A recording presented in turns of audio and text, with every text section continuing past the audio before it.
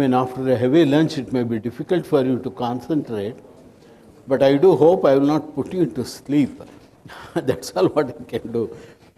Now, I was talking about the Vedāṅga, what is Vedāṅga Jyotiṣa, and in that I had started with the Vruddhagargiya I was mentioning. So I want to cover both the basic outlines of Vruddhagargiya and Parāśaratantra in these 2 hours, and quickly I will do that.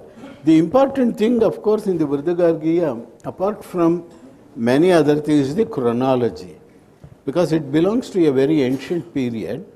The information contained is enormous.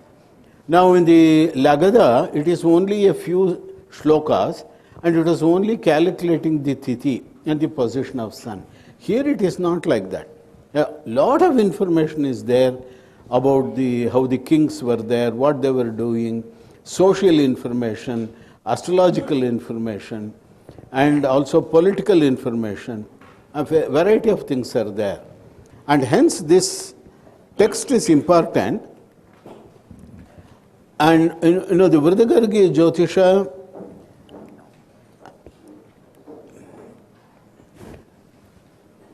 it went off? Okay. See, these are the contents. I will come to the contents once again. These are how many chapters are there, etc. Tomorrow when you see the manuscript, you will get an idea yourself how it is written, how it is preserved. Part of the manuscript is produced in the book, in Mahasalyalam, which you people have got. You might have seen it already. But the complete thing you can see tomorrow. Now, this Vruddhagargiya Jyotiṣa actually is an amorphous manuscript. That means it's simply a combination of written material. That's all what I can say. It goes by the name Vruddhagarga. There is no title, and the end colophons are different in each chapter.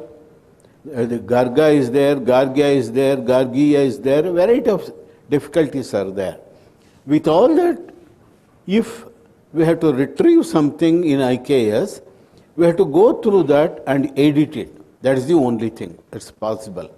Since it has not been done so far, for the last 10 years, I have been involved in this along with some of my colleagues here in editing. Now, there are more than 125 chapters in this. There are 5,000 verses, 5,000 shlokas. What we have done is less than about 10% we have been able to edit so far. Remaining is yet to be edited, translated, and published. Now, what we have done so far I can briefly explain, and in that I have put in red 3 chapters, Ādityacāra, Mahasalila, and Ṛtusvabhāva. Now, these 3 are important for chronology. That is the next figure that I am going to show. Ādityacāra gives the nakṣatras in the seasons. In the 6 seasons, what nakṣatras were visible is given. Whereas in the Maitraniya, there are only Ayana and that was given. Ayana are the 2 seasons, Varsha Ṛtu and the Shishir Ṛtu. Whereas here, all the other Ṛtus are also given, and what nakṣatras were there. And hence, this is more accurate. And in Mahasalila, because it is almost an independent book in prose, whereas these are in poetry, this is in prose. And anyway, the book is with you, we are considering again, I will not touch on this. This belongs to the Magadhi period, which we have already covered. And this Ṛtusvabhāva is the second part of the VGJ, is the aṅga and this is the upanga. So the word upanga would indicate this may be later than this. That means it has been added by the same school, by the same people, the students of Garga. So I cannot say who is the original Vruddhagarga. There is no way of knowing. Just the name is there, Vruddhagarga, so we call it School of Vruddhagarga, we can call it, or the Sampradaya of Vruddhagarga. So his students would be called Gargiya, Gargya, and then Gargya Samhita, Vruddhagargiya Samhita, or Jyotiṣa. Like this, the names have come up. There are also more than another 25 manuscripts which you have not touched on, which are called Gargya Samhita, which is Palita Jyotiṣa of the later period, with horoscopes and other things.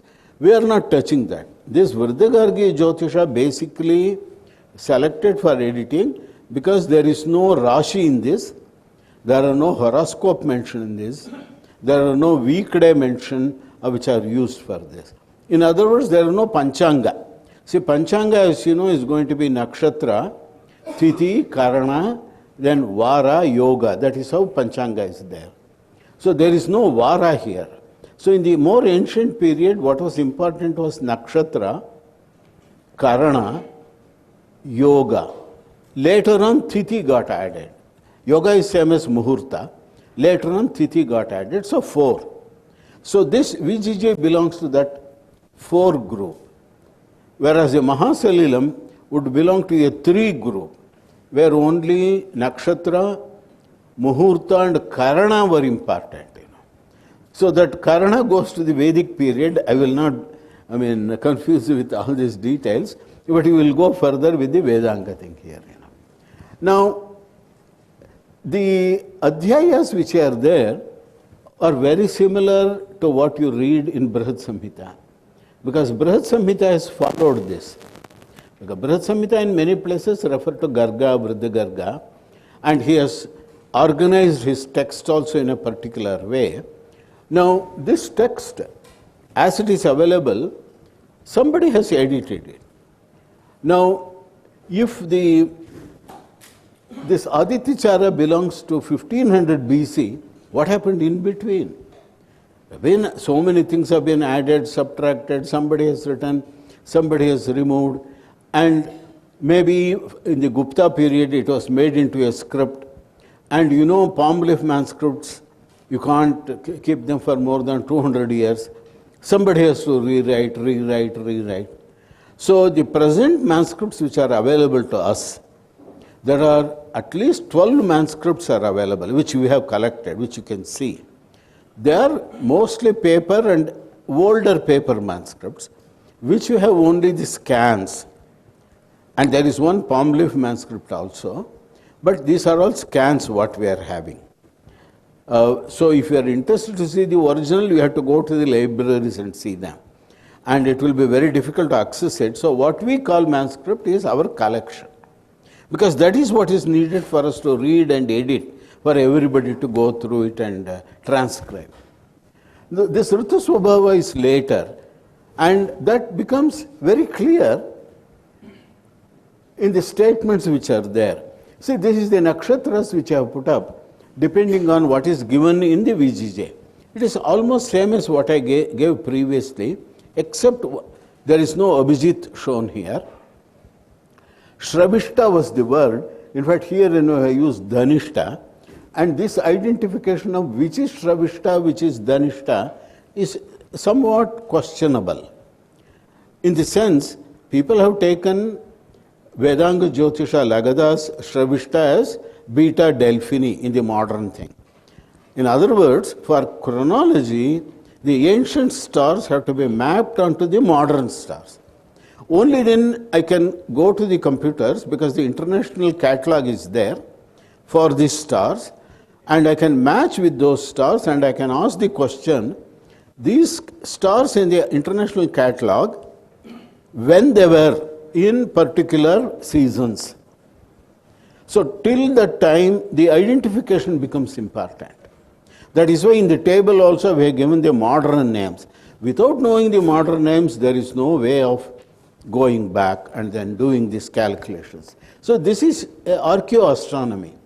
Like you do C14 dating by modern methods. The material is ancient, but you use modern methods to go back and do that. We also have to do the same thing here in astronomy also. So I have given these nakṣatras, 27, along with their astrographs here. And these shlokas are the position of the stars, of the nakṣatras, in the various 6 ṛtus. So, Śraviṣṭhādīni Chattvari Paushnārdancha Divākaraha. That is how it goes. Divakara is sun, Śraviṣṭhā, from the beginning of Śraviṣṭhā, 4 ending with the half of Paushna, Revati. So 4.5 nakshatras starting from Śraviṣṭhā. So you can see what is that. Śraviṣṭhā, Shatabhisha, Purvabhadra, Uttarabhadra, half of Revati. That is 4.5 nakshatra. That is Shaishire, Shishir Rutu. Then Rohinyantani Vicharan, Poshnardadhyachya Bhanuman, Maso Tapati Vasantav, Kashayam Vardayan Rasam. So from Revati, another, again 4.5, half, 1, 2, 3, 4, end of Rohini. Rohinyantam is Vasanta Rutu. Like this, he gives all of them. And in the Ṛtusvabhāva chapter, there is a slightly different way of giving the nakshatras. It is not with reference to Ṛtu. Ṛtu is mentioned, it's called Ṛtusvabhāva, but the months are also mentioned. So the important thing is, for example, he says, one example I will read. Tesham udak dakshinascha gached yavan vivasvan tanstan pravakshyami sarvan yethachavai laukika vaidikani. He mentions the laukika months and the vaidika months. That is how it is given. Yad revati riksham upaiti banuhu chaitras samaso. When sun comes to the Revati nakshatra, that is the Madhumasa. And that is what is called, that is called Chaitra, that is Chaitra. And that is called Madhu Sanyaka, that is the Vaidika month. Similarly, Vaishaka Maso Picha Madhava. Vaishaka is Madhava. Tadahi Banuhu Bharani Gatasya. At that time, Banu has come to the Bharani nakshatra. So it is the month which he gives, but the names also is given. And we know that these are the Ṛtus. Madhu Madhava is Vasanta Ṛtu kind of thing. Chaitra Vaishaka is Vasanta Ṛtu. So when it is Vaishaka Masa, that is the center. That is the Vishuva. That is the equinox is going to be somewhere there. But this has changed after this period. There have been a lot of Sauramana. This is Sauramana calendar. This is also Sauramana. And these are all solar zodiac kind of things. Both of these, the details are available in the paper and also in the writing, can be dated by going back to the precisional thing. So what we have done is the following. I will only verbally explain. So say that,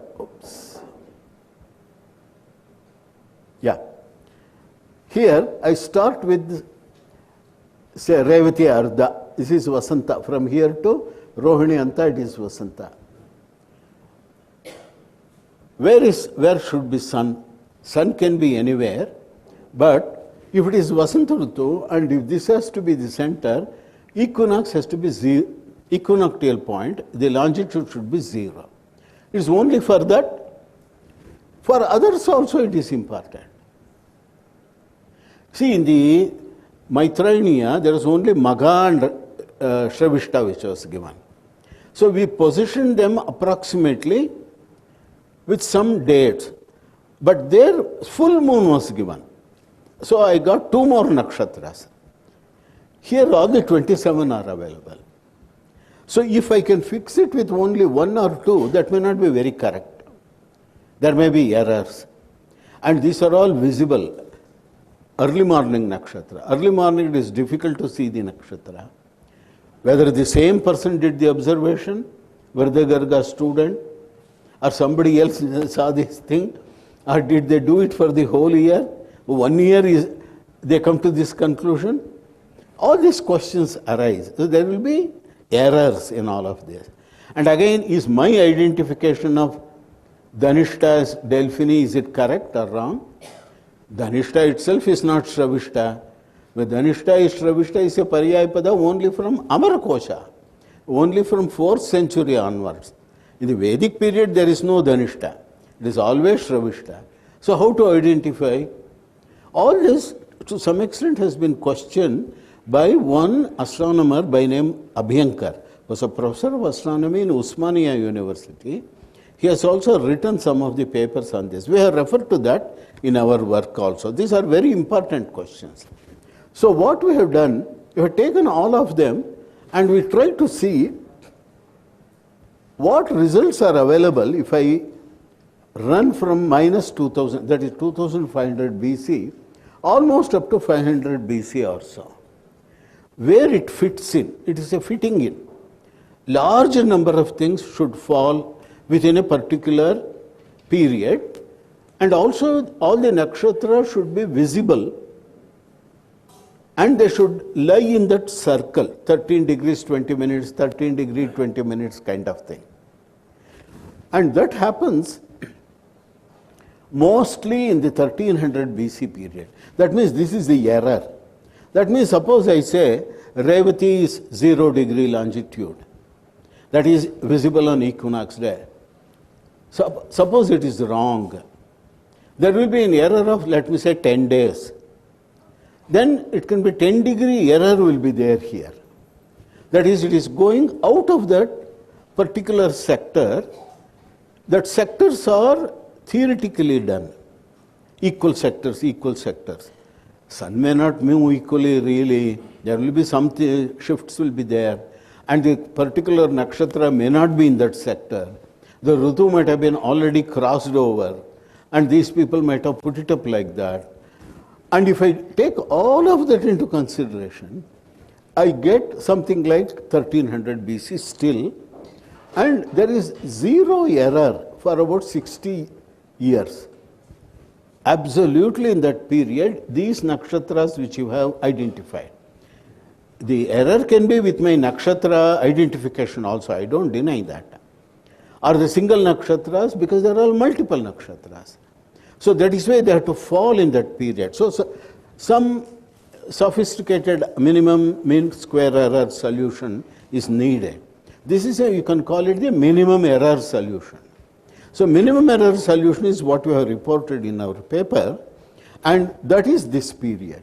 This is nearly same what you get for Lagada's period, but there they take only one nakṣatra and argue that is Delphini only, and that Delphini has 4 in that constellation. Then they will say it is only beta Delphini. Why not alpha Delphini? These are the questions which Western Indologists have raised.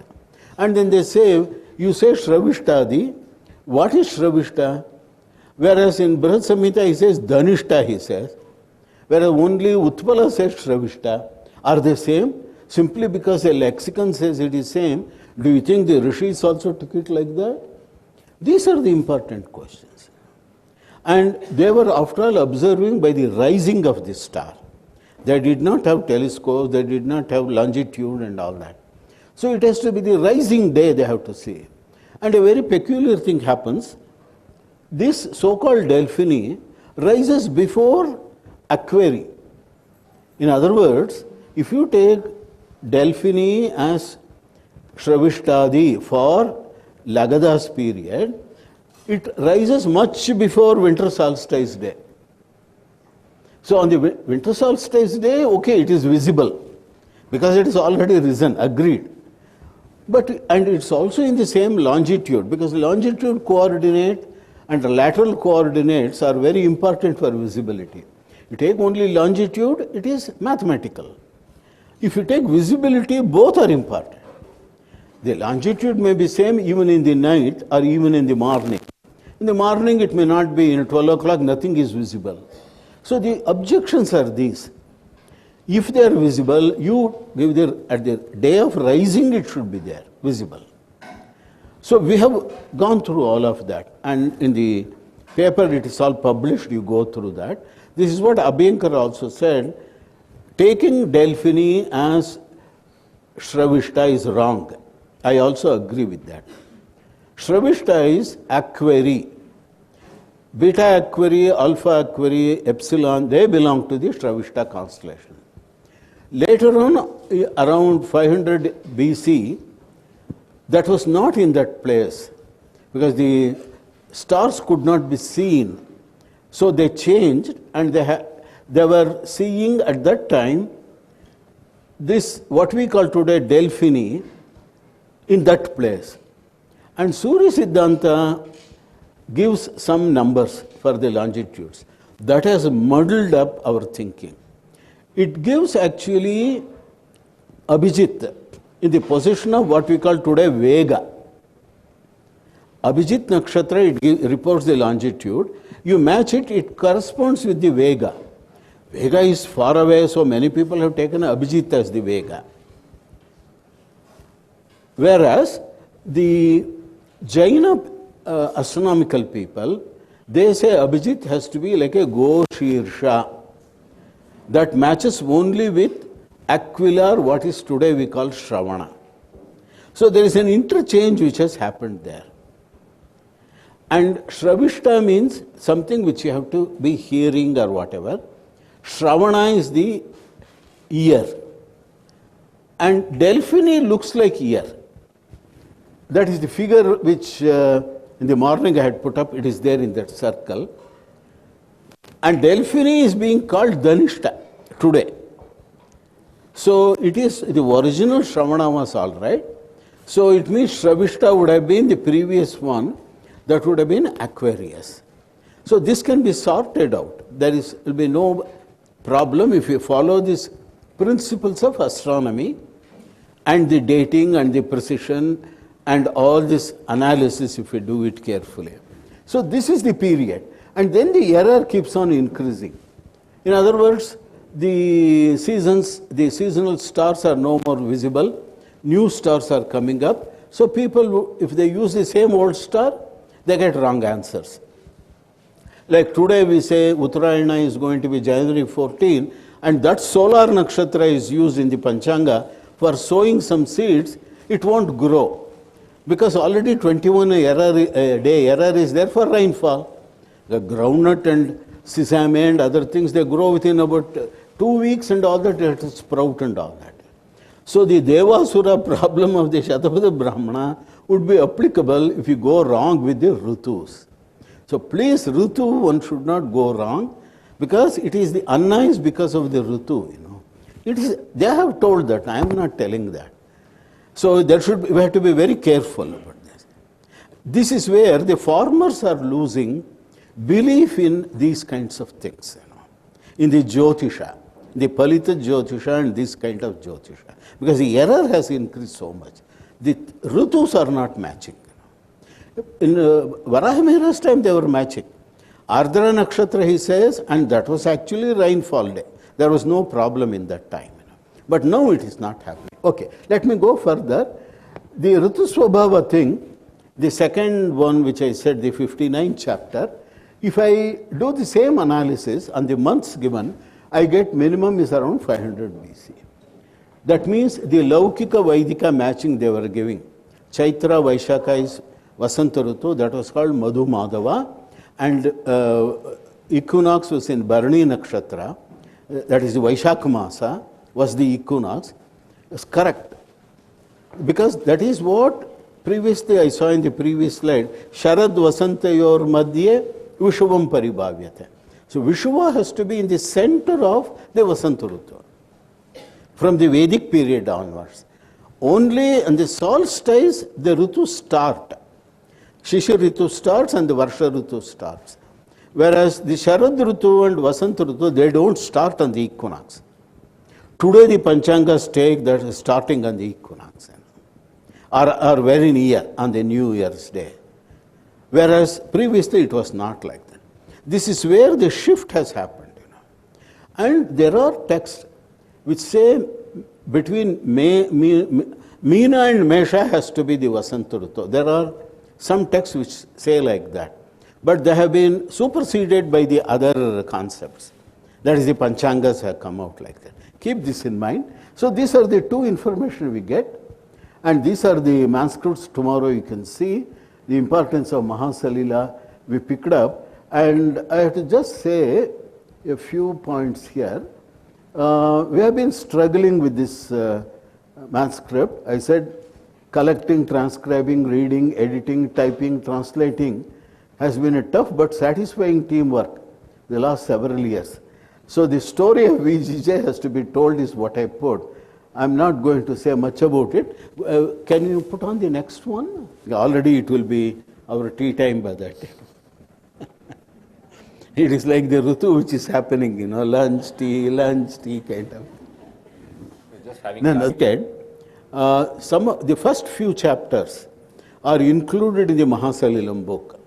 I have not given any translation, but the few chapters are there which you can read. The story is very simple. When I collected this before, after the Parāśaratantra was released in 2013, collected some manuscripts by almost beg, borrow, steal kind of system, you know. Because the NLI Kolkata would not give me the manuscript. So I had a lot of troubles with them. But I got from Cambridge and from Paris. But the unfortunate part was, within 3 days I got both of them. Once we paid the money to them, Jain University transferred the money, I got them. The Paris manuscript was a huge one, was a very useful one. Not only Vriddhagarga Samhita, they had added 6 other texts also in that, all that was together. It was in Bengali script. It is Sanskrit, but it is in Bengali script. I could not read Bengali, even now I can't do. And then the Cambridge thing, when I came, I got it from, it was one of the very early one, and there was an introduction also written by not Oldham, some other name is there. And he said, this is the oldest manuscript of India, I mean the Jyotiṣa of India. There is only one Greek word in this book, Kendra. Otherwise it is all ancient, is what he had written. So that made me very curious. You know. Bendel is his name. He collected, because he was specially appointed as a representative to collect manuscripts at the end of the beginning of the 18th to 19th century in northeastern region, including Nepal. So he collected, his catalog is called that, catalog of manuscripts of this period and all that. It is still available, the catalog is available. So from that I located and got it. But unfortunate thing is, the folios are all mixed up. It has some 200 folios or whatever. But the page numbers, when they got it, or how it was handled, I have no idea. He had edited and got it. I got only a scan. He had made long notes on the margin. Maybe tomorrow you can see if we all have that scan in English and the distances. And he had made some corrections also. And so many notes he had put up. And he also said, it is all jumbled up. There is no hope of putting this in order. This manuscript in order he had written. Because you don't know where things start, where things end. It is a common thing with all manuscripts. There is no danda, there is no dot, there is no number. And how do you break it? Where is the shloka or not? What chandas is there? Awful lot of problem. This is an editing problem. People have not understood this. They say in the manuscript mission, you simply OCR and you are going to get into your nirvana. That's all, you know. You don't get anything out of it. Anyway, we started like this. So my hope was very naive, that I can also do, read about Mahabharata, and Mahabharata as Garga. Garga is one of the ancient rishis. So much I had heard about it. So enthusiastically I started, and ICHR also gave some small project so that you can buy something and read the manuscripts. Even I can go to the library and read it, kind of thing, you know. But anyway, then the COVID happened. So we were again stuck. But in between, we started transcribing.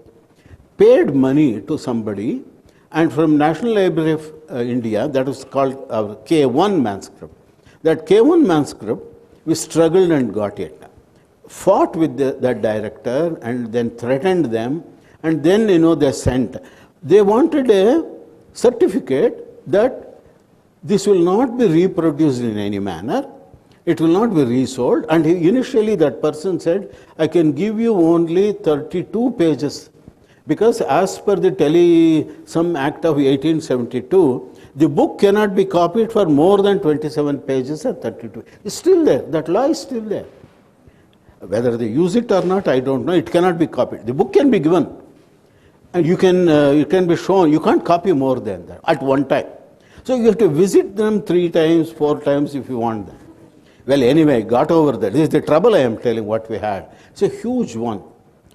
And I knew about it because this, the Yuga Purana had been edited, published by a white man by the name Michener. Michener had edited Yuga Purana. It was his PhD topic. And he was one of the consular officer in Kolkata. And he could go to the Asiatic office, NLI and all that place and get those things personally. Whatever he did, he brought it out. And he mentioned K1 there. So that NLI thing. So I got it. This is how we started. And we decided that I will go from page 1, go onwards. Then, everything went haywire. Could not understand anything, could not do much with it. And, well, anyway, this is the collection which is there. These are the manuscripts. This is the scanned manuscripts. This is how they are. And you have to read them and make meaning out of it. And while collecting all of this, I had some struggle in Nepal because we saw that there is one Vriddhigarga Samhita in Nepal. And I was working in the engineering campus at that time, not here, Kanakpura Road in that campus. Establishing a 5 research lab, simultaneously doing this work. Then that Nepal man said, you have to send Indian rupees, no problem, but only State Bank of India accepts, then it has to be converted. There is no other way to do it. And when we tried to sending money to the concerned person, it could not happen. There are some problems on the other end, and the SBI here could not accept it. Finally, personally sent the money, because there were some representatives from here going to Nepal to identify the engineering students who may come to the engineering college. You know this story, how it is all happening, how people go to other countries, Africa, Nepal, and bring students there. So there were some people who were going, so I sent money with them. Pay to that particular person, Namaraj Guru, and he will send it. He sent it. Once he got the money, he didn't say anything. He sent the scanned copies, and that happened to be a Vastu Vidya text. It was not a Jyotiṣa text. They have listed it under Jyotiṣa, but it was a Vastu Vidya text. Well, anyway, finally that Vastu Vidya has been edited and studied by Varja and myself to some extent, because it is also pre-BCE book. It's a pre-Common Era text. There are no varas, there are no tithis even in that. It's only nakṣatra, karaṇa, and yoga which is there, auspiciousness. Well, anyway, that is another story. These are the things which happen when we do this kind of work. Now, it's a beautiful Mangala shloka. Jagad vidatre tamasan nihantre. Yesterday, I think they sang this. Some of you would have heard this. Mantrekshana srotasi bhava kartre. Namo, tasmai namo dividiye savitre. It is to the sun. And this is how it goes. I will quickly skip these things. It is the first chapter. So started very happily editing the first chapter, and then wanted to publish it. We published it also in Mailcoat in the journal. Then finally when we started reading, then the difficulties started coming up. These are the contents which I am showing in Devanagari. There is a content chapter called Anga Samuddesha. And there has been so much a story on this with Garga. In Mahabharata he says, Garga got the boon from Shiva, and he told him the 64 aṅga of Jyotiṣa. A Jyotiṣa which has 64 aṅgas. So people thought this Vriddhigarga Jyotiṣa is 64 aṅgas. Maybe there could be, this is what others also wrote, Pingri. Pingri was collecting some manuscripts of this. He had written only the manuscript, a little bit of detail, not too much. He also said this is all Greek, copied from Babylonia, Greek and all of that. And in the Anga Samuddesha, some names are given of the chapters. The ancient texts, including Brahmāṇḍa Purāṇa, if you see, the first chapter, Adhyaya, is the contents. What comes next, what comes next, what comes after that. They had in their own way, they had written. That helps us to know the fidelity of the text. Whether something has been added, something has been removed, we know.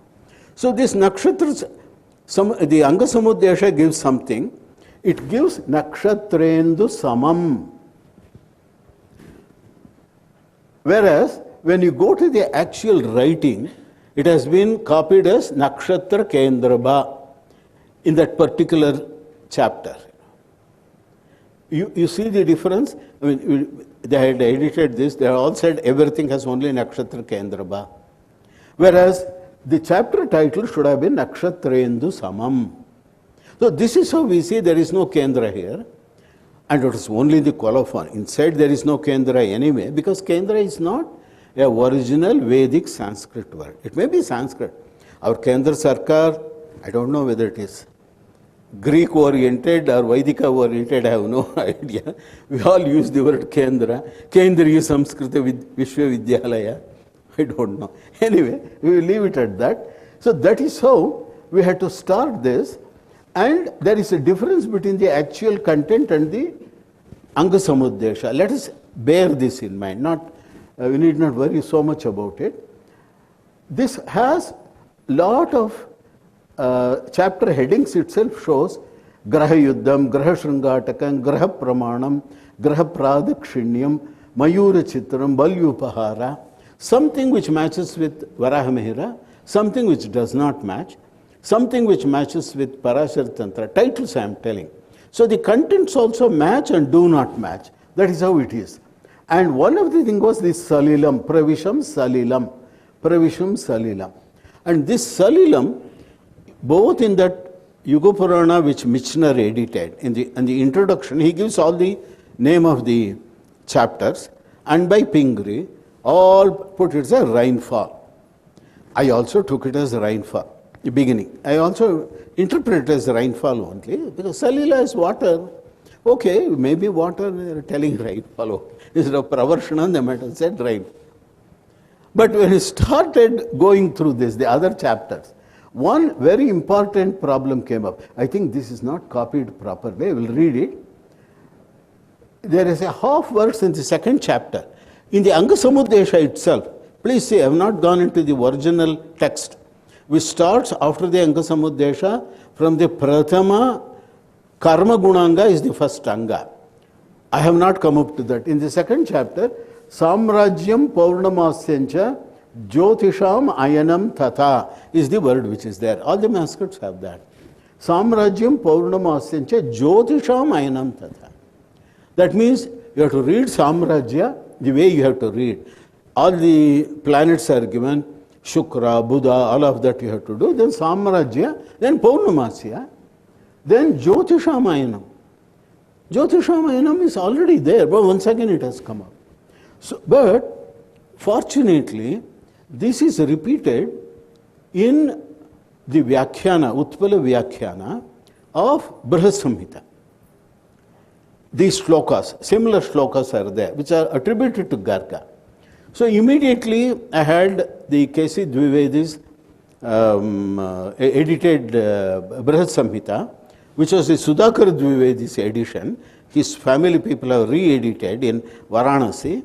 So it was with me, I went through that. Yes, it is there. All the shlokas are there. But they give Samrajyam Paurnamasyancha Pitradeivata Tarpana. Okay, Paurnamasya and Pitradeivata Tarpana, that is, you understand Paurnima, you have to understand Amavasya as the contents which are described, agreed. There is no problem. What is Samrajya? Still there in print, you can see the text, it is Samrajya only. Some manuscript of Utpala Vivarti, C.E Dvivedi or Sudhakar Dvivedi had got, they might have read it wrongly or might have copied it wrongly, whatever might have happened. Now, I could not understand this. Reason being, later on a word comes Sānaya. That Sānaya we could not understand what it is. And we went through that, all people we asked, so many Vaidikas, Laukikas, they all said Sānaya is in the Śraviṣṭhā Kosha. Sānaya means it's a charu which you give, which is a mixture of curd and milk. You ask any Purvamimamsa, you ask any Yajnika anywhere in India, they will say only that. Now, what has that curds and milk to do here? No, in Sānaya is something which is to be used in Darshapurnamasa. It has to be given like that for blah, blah, all of it. It is there. In all the places, it is there. In the Brahmana also, it is there. Then we went back to get one manuscript of Utpala Vivarti from Kashmir. The Kashmir lady should be happy. From the Raghunath library, we got it. Two we got. One of that contained this. The other one was incomplete. It did not have this part.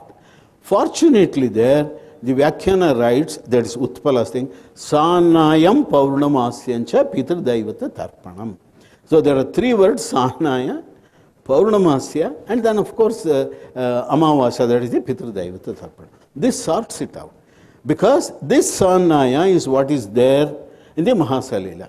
So when we went through the various things where the word occurs again, it comes only in that place, in the Mahasalila. And Mahasalila, it is very clear, Sānaya is between Amavasya and Paurnima. From Amavasya you take moon, before the Darsha happens, I'm sorry, I should have said the other way around. From Amavasya, you have to get Sānaya, then you go to Darsha. So in between is going to be Sānaya. And Sānaya and Paurnamasi Tithi, actually, there you will see that, are two opposite ends for moon. So that by reading the manuscript of Mahasalila, I could make out. I had not yet edited. So to understand this chapter, we saw that the root is in only Mahasalila.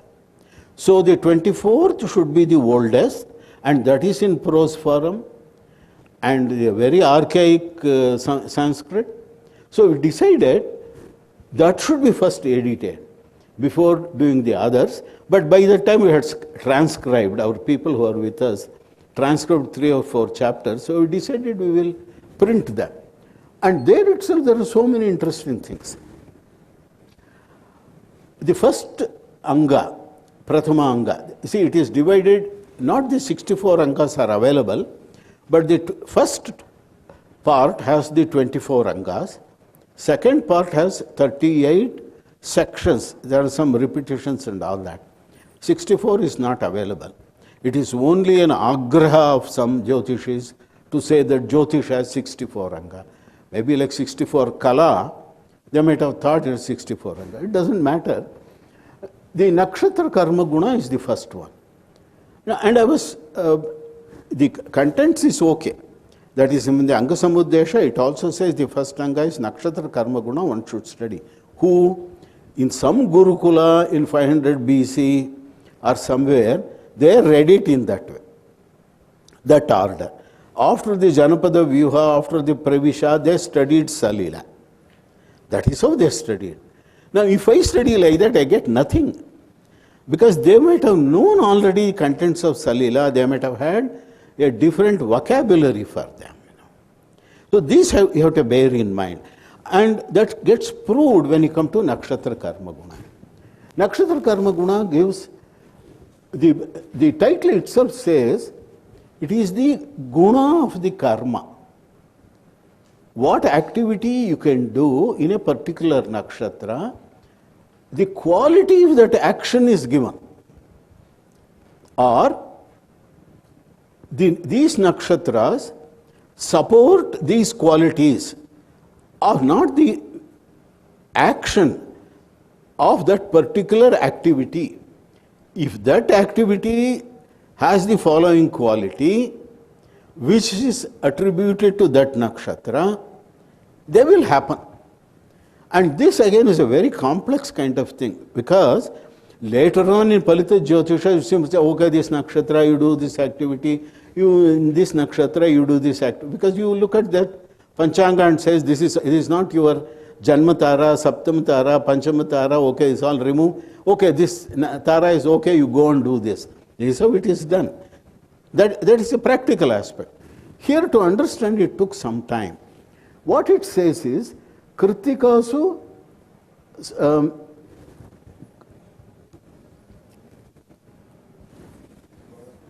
can you read? Kṛttikā so agni sadhyāni sarva karmaṇi sadayet. Āpanāscha agni vrittīnām prayogascha grihāni cha. It says like this. What things? It is the qualities agni sadhyāni. And Kṛttikā nakṣatra. Now, agni sadhya means what? Is the fire you going to burn? That is how we think. No, that is not the thing. That property of the fire which is there, it may be with a smriti, it may be in something else, it may be in eating chilies, that is also fiery thing, is agni. And most important, Kanyopanayinam kuryat.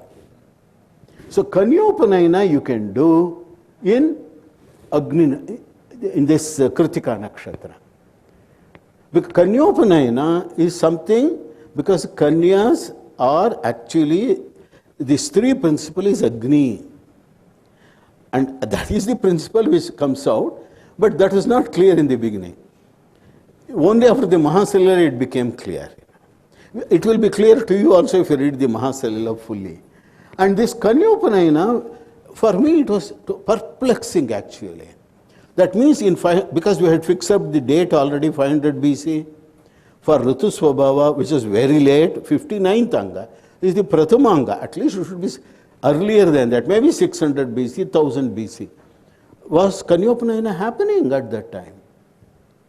Now, when you look into the Dharmashastras, I think it got slipped, but you can open your notes and see that. It won't be much of a problem.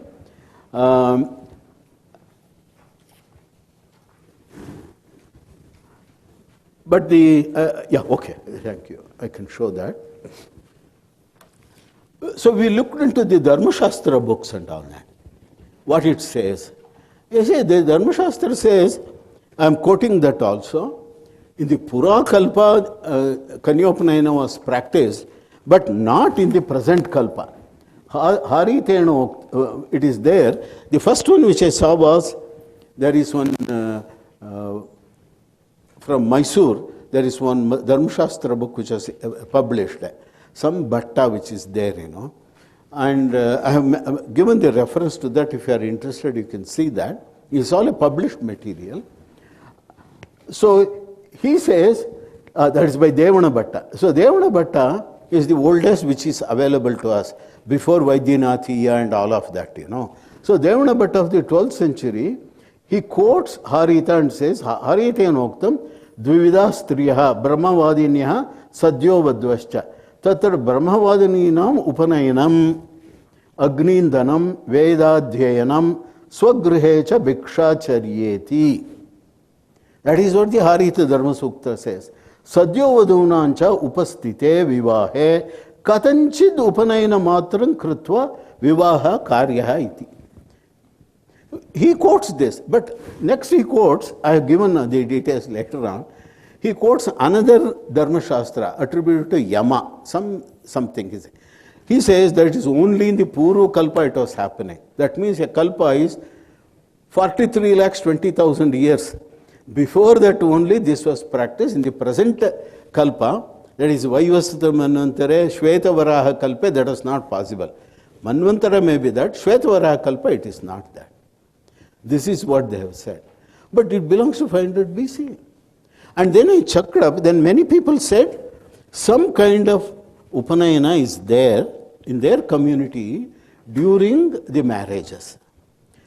That is somehow Katanchid Upanayana Matram Kuryat, but this Harita's thing is forgotten by many people. So there are other Dharma Sutras, Dharma Shastras have come up. But this is so important socially, because this is being asked by so many people. Vedadhyanam Kuryat, it is there. And you see that, if you have read, there is a very interesting book.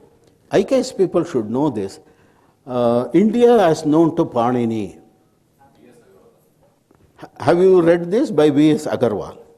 He gives the names and all of that. Difference between ācāryā and ācāryāṇī. ācāryāṇī is only the wife of the ācāryā, the teacher. Whereas ācāryā in Stellarium is one who teaches, a lady who teaches in the Gurukula. So they had such gurukulas, they were teaching in the Pāṇini's period, or even earlier than that. This belongs to that period. So you can see socially, culturally, this is an important thing. Now when I showed this, there are several people in Kerala who wrote to me and they wanted a copy of the paper and all that. Yes, madam. Sir, you said nakṣatra karmaguṇa. So for Kṛttikā. Use.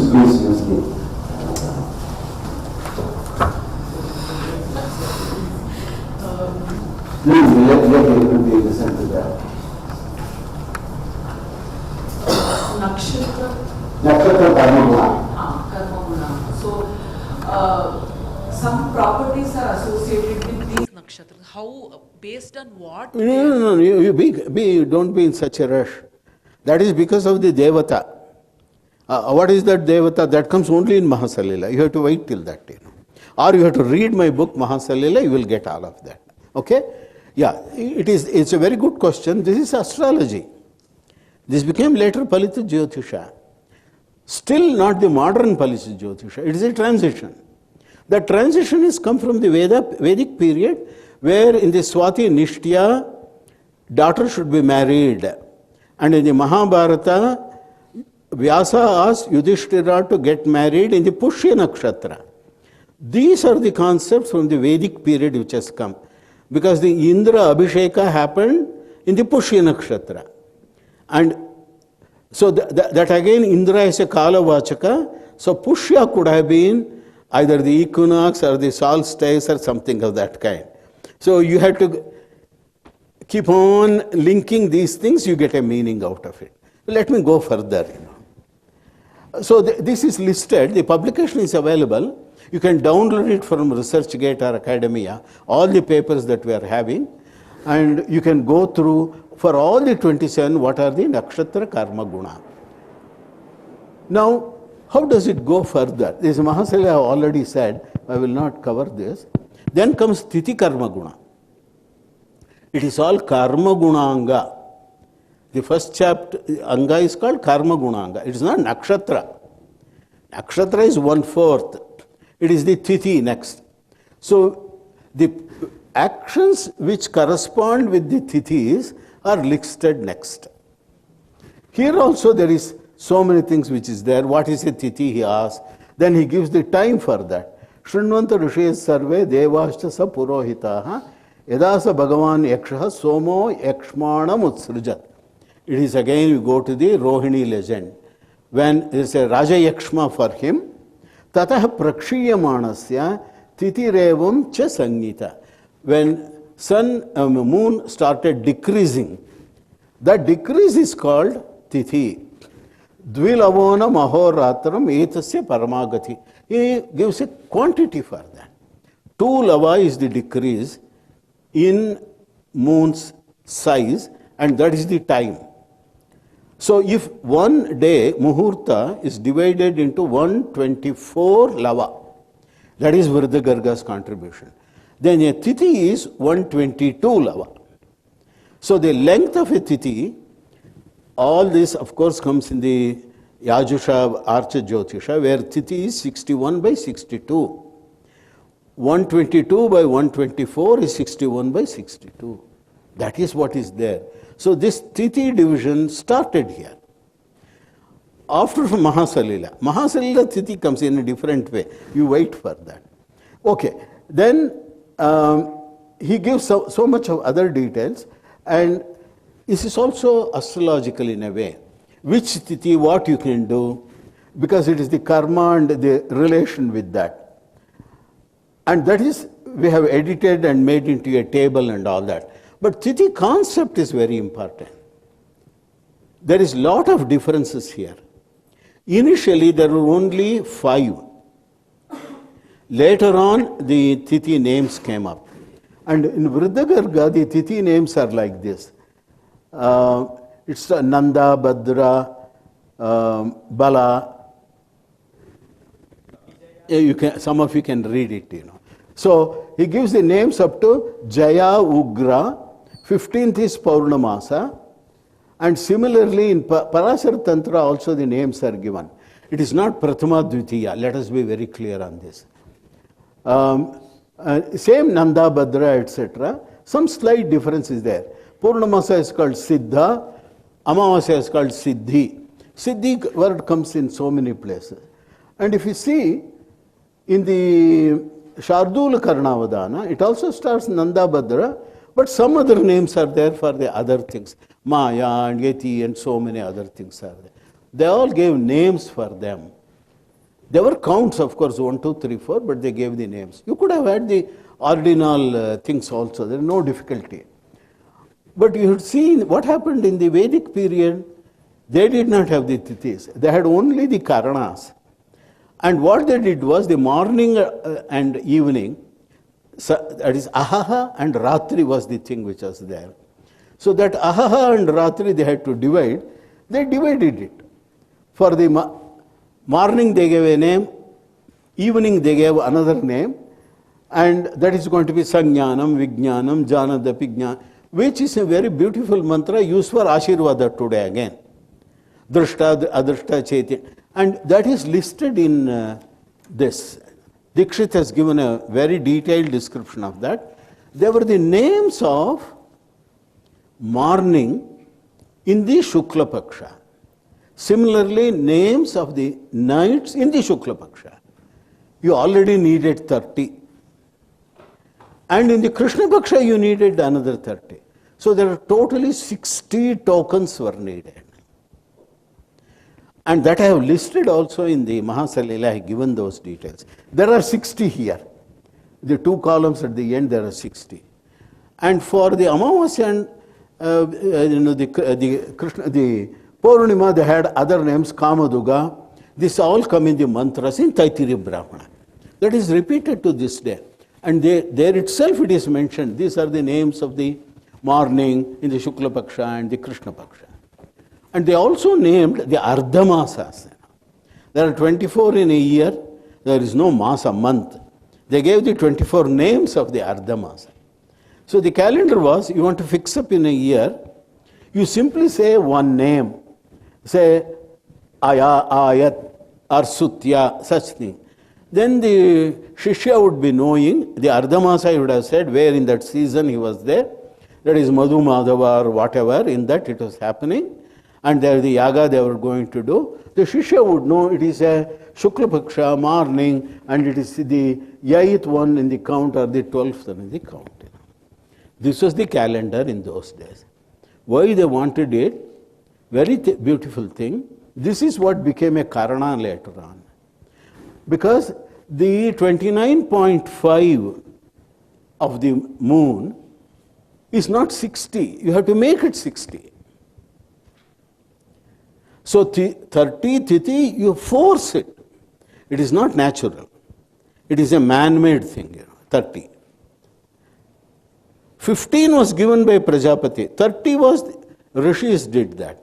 Now, Purnima to Purnima, if it has to be 30, or if you do this division, there has to be 60, it is not going to happen.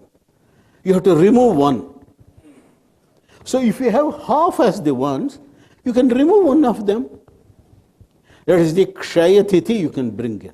Concept of Kshaya Karana, or removing one half, or adding one half. One of the two things you can do. I hope you follow that. That's the logic for bringing Karana. Karana was the older concept, not Tithi. After the Karana, only Tithi came up.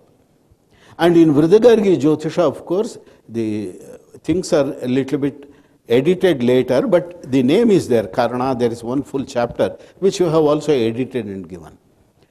Now, VGJ's contribution actually for Karaṇa was, why do you need 60? The Vedic people had 60, they remembered, they used that, and for practical purposes, what you do? He fixed it, there are 4 sthira Karanas. That is sufficient. You want to start your Paksha with a Shukla Pratipat, with a Masa with a Shukla Pratipat, beautiful. We call that a Kimstugna Karana. He says, Sthira. After that, there are 53 Charakaranas. There are only 7 names, But they repeat themselves, 7, 7, 7. The table is given in that book. It keeps on repeating. But when you come to the end, there are only 4. The Amavasya and then the Paurnima previous night, there is only Sthira Karana. This is explained in Brihad Samhita as past things of the Vriddha Garga. It is available. In the Vyakhyana also it is available. But the originator is this person. And this is an improvement over the Vedic period. I have discussed that, put up in Mahasalila also, I have given that. You please see that. And what people argue so much about Tithi and all that, Brihad Samhita has an indication. He gives the Tithi karma guna in the last but 1th chapter, also in the second half. People who know about Brihad Samhita, that is considered today by particularly the politicians and others as the best science text in India. Unfortunate, but that is the kind of feeling that they are having. And that says, Nanda, Bhadra, Vijaya, Rikta, Purna, cha Taha, Trivida. There are only 5 Tithi names. You repeated them 3 times.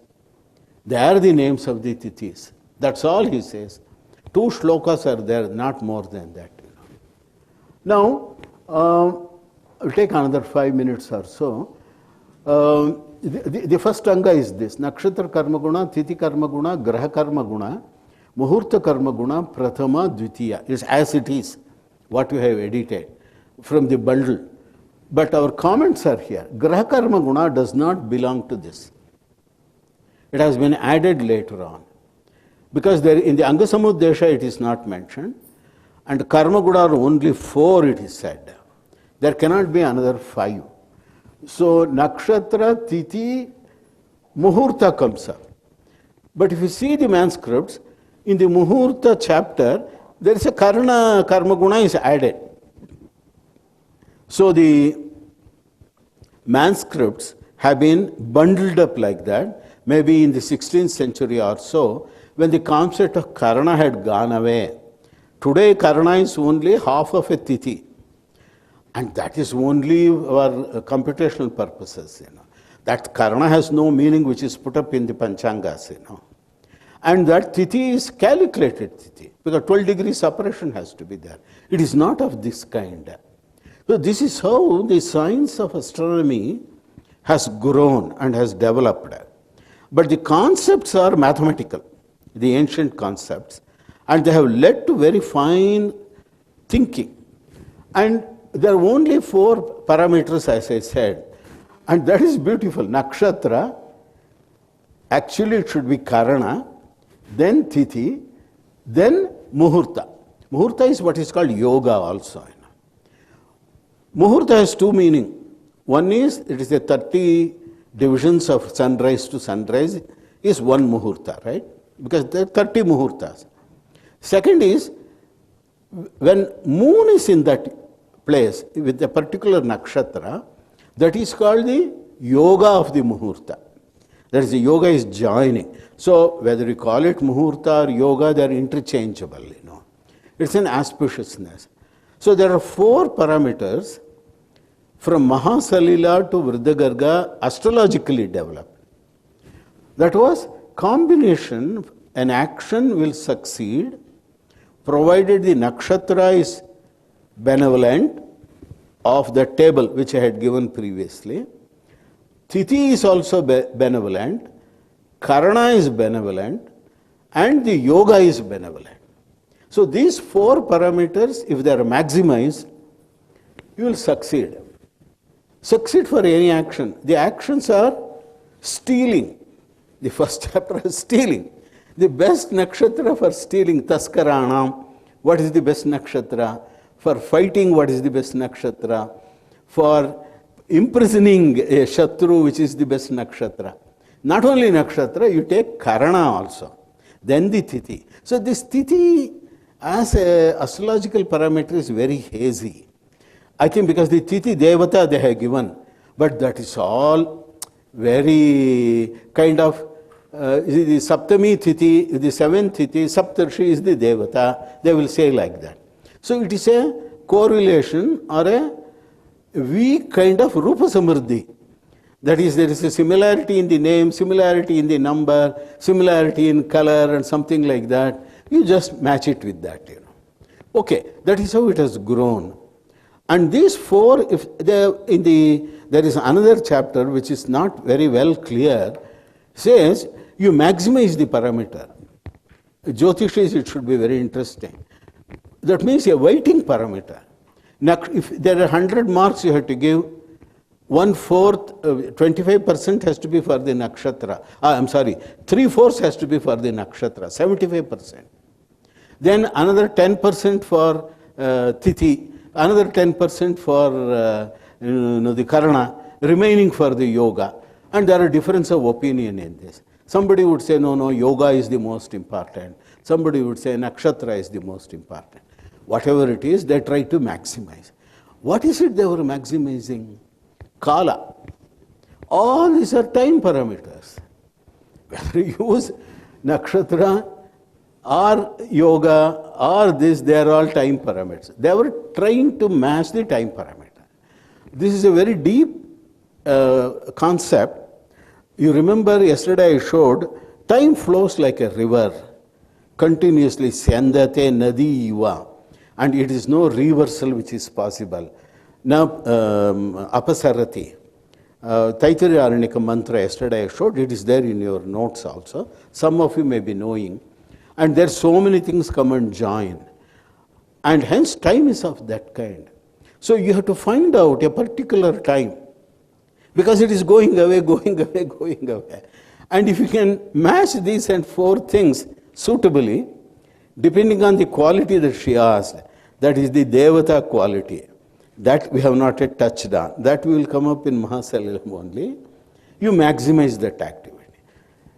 And whether it is good or bad, it is up to the person concerned what he wants to do. That has a concept of waves in ocean, waves in a river. River is flowing all right, but there can be waves, right? So you can see that. In other words, yoga is that even though it is time, the rishis or the yogis or the jnanis, they could see some particular time where that wave was coming. I don't know how they did that, but here they have tried to put that in words. In other words, they have tried to transfer that knowledge. It was a very special knowledge they had, esoteric of the rishis, to some extent. And whether that comes true or false is a different matter. It depends on the person concerned. But the philosophy is this. And this is the philosophy of Indian astrology. It is only the muhurta.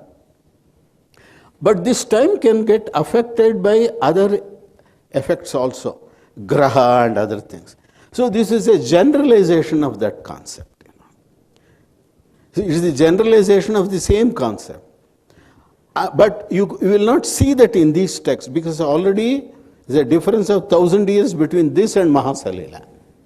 So if you see Mahasalila and you match it with the original Vedas, Nakshatriya Prajapati and the Nakshatreshti and all of that, then you see how that thread has come and how the same principle with ups and downs have been happening.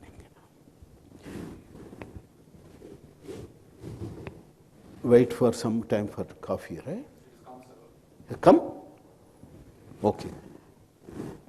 Then let me quickly go through this. This is what I was mentioning in the manuscripts.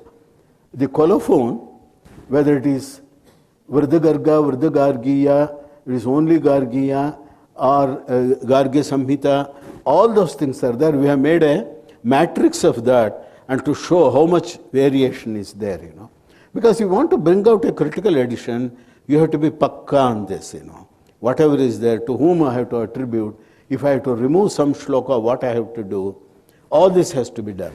And this corpus is very important for the following thing. Not only for our graha karmaguṇa, it is in addition, the names of the varas are there, which is not in the Anga Samuddesha. But these vara names are there. related to the graha, the planets. Now there is a big controversy. How did the week names come up? The Babylonians brought it, or the Indians had it?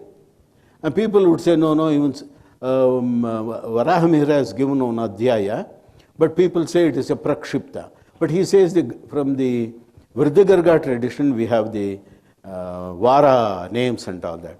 Vriddhagarga doesn't have, his followers have.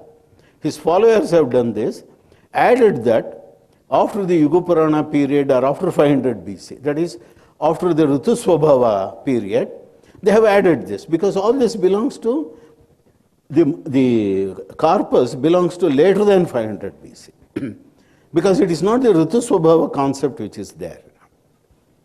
I hope you got the broad idea. So the week names could have started in India, or because of the interaction around 100 AD, as people say, with the Babylonians or with the Chaldeans or whatever. It might have happened. And their names related to the planets also might have happened, but there is a contribution here. This is the oldest reference available in India in Sanskrit to the week names and the correlation with the graha names. It is there, we have edited, you can read them if you want. And there are two more chapters which are there. There is nothing else, it's called simply Prathama Dvitiya. And that is Jataka. That is what is called nakṣatra Jataka. There is not the Rashi Jataka, it is the nakṣatra Jataka attributed to Bhrigu. So it is not for Vriddhagarga, it is very clear, it is not Vriddhagarga. Somebody who put the things together, they had that manuscript with them, like, I put some notes into my book and keep it there, forget it after 20 years, I say, I had kept this note here. Similarly, they had kept it there, and their great-grandchildren or whoever, they have seen it and they copied it and once again brought it to the libraries. So we are going through them. But it is very interesting how the forecasting was done. And the same nakṣatra Jataka is there in Parāśaratantra, which anyway I have edited and published. If there is time, we will come to that. Now, the second aṅga also we have completed, we have published. We call it Chandramarga or Chandramana with the 7 chapters. And there, the synodic period and the sidereal period are exactly mentioned. The numbers are given. So it's becoming more and more mathematical and analytical. And also it says, this is from the manuscript, Visheshanam chakshureva visheshyate. Visheshanam chakshureva visheshyate. The whole thing we have translated. What it means is, there is a doubt. How do I estimate the nakṣatra in the morning? It is all for Chandra. Wherever Chandra is there, that is the nakṣatra. The morning you don't see, somebody is born. The Janma nakṣatra, what is it? You have to estimate. You have to interpolate. If it is only chakshu, Now he says, Nahi sarvatra ganitam, nahi sarvatra darshanam. Darshanam ganitam cheva yugapad yoga saga. So don't worry, everywhere you can't use I, darshana. Everywhere you should not use Ganita. But you have to combine both. Then you get the correct yoga sadhaka for moon. And this Visheshanam Chakshureva Visheshita, the full thing is later. Here it is. I have not put up. Okay, here it is there. Yeah, Anyeshancha Visheshana. Anyesha means apart from the Chandra Yoga, there are others now. Whether the Graha is there, or there is a comet is there, when an eclipse has happened. For all of that is the Chakshu only you have to use. But for this yoga here, for the Chandra, the two you have to use is an interpolation. What is that Ganita, he doesn't say. It is a simple Trairashi would have been that. That's what MD has also felt. Now all this is available in these publications. So if you are interested, you can download them and read for yourself. And the text of this I have put up in Mahasalilam at the end. Okay, we break for 15 minutes. Sure. I have one question. Question is not directly related to this, but most of the manuscripts are in Devanagari Lipi, which itself shows that it is practiced pretty recently. It's been used and all that. Most of the manuscripts are in Devanagari Lipi. Devanagari. So that means till up to 200 years or maybe 150 years, it has been used, rewritten, copied and all that. Correct. If it is a Nandinagari, then it must be little old. Sharada means further old and all that. So practice was there. All these were practiced till pretty recently. Why that suddenly that practice went off? That is the question. Which practice? These using this Mahasalilam or the Vedāṅga Jyotiṣa, the Parāśaratantra and all that stuff. Okay. To me, it seems excessive dependence on Varahamihira. But that must be pretty late, right? No, 500 AD. 500 is Varahamihira. Devanagari Lipi. No. See that. This is Devanagari Lipi, agreed, what we have got. This would have been written around 500 years old, about 1400 to 1500 kind of thing. We can study the scripts and all that, we can easily do that. After that, we have got these 11 manuscripts or so, 10 or 11. What was the content of this? There are key indicators. You asked a very good question, because it needs time. I have written it in the introduction. Varahamihira quotes Vriddhagarga extensively in his text. So the Garga tradition is older than Varahamihira. Varahamihira is fixed, 530 AD or whatever. Now, he more or less in the same way, Samvatsara Sutra, then he starts with this Graha and other things, and he comes to Ketuchara, 11th chapter or so, 7th or 11th chapter in Bharat Samhita. Then he goes to Saptarshichara. Then he goes to Agasthyachara. Then he goes to Pravarshana, Ashadi, Rohini and all that. More or less similar is here. So he might have taken from here, but the later copyists might have jumbled it up. I don't deny. Key issue. Saptarshichara, what is it? Saptarshis, they knew it was Ursa major, whatever name, Pulastya, Pulaha, Maricha, whatever name he had given. Is it moving? He himself says it is not moving. But Vriddhagargena Uktam, Vriddhagarga Matat Likhyate, you can see that quotation is there. Who is this Vriddhagarga who has said? This Vriddhagarga doesn't have that. The Vriddhagarga corpus doesn't have Saptarshichara at all. In fact, I struggled to find Saptarshichara. This was my idea, because this Saptarshi era, the Kashmirian Saptarshi era, Kalhana's Rajatarangini and his Gonarda and the Mahabharata date, and all the controversies, Kota Venkatachalam, and later on, in the recent years, the bigwigs, Manish Pandit, and several people from US, Neeleshaha, Piteshaha, and all of those things, he got into so much of trouble. So, but there has to be something which gets fixed. Then when I find this Yuga Purana doesn't belong to Vriddhagarga actually, but it is included in that script, in the corpus. It is actually, the colophon reads, is a Skanda Purana.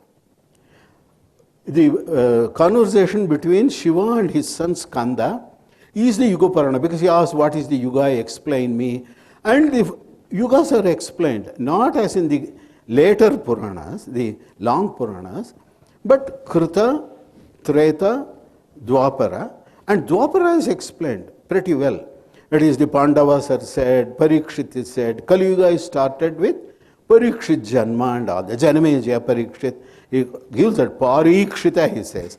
From there it started. But Krita Yuga, he says some thousands of years, it doesn't say anything more.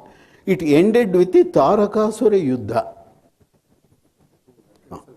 If you see, Tarakasura should have happened only in Shurapadma Samharam near Madurai, you are gone. I don't want to argue with that. But this Tarakasura Yuddha is actually in the Mahabharata also comes.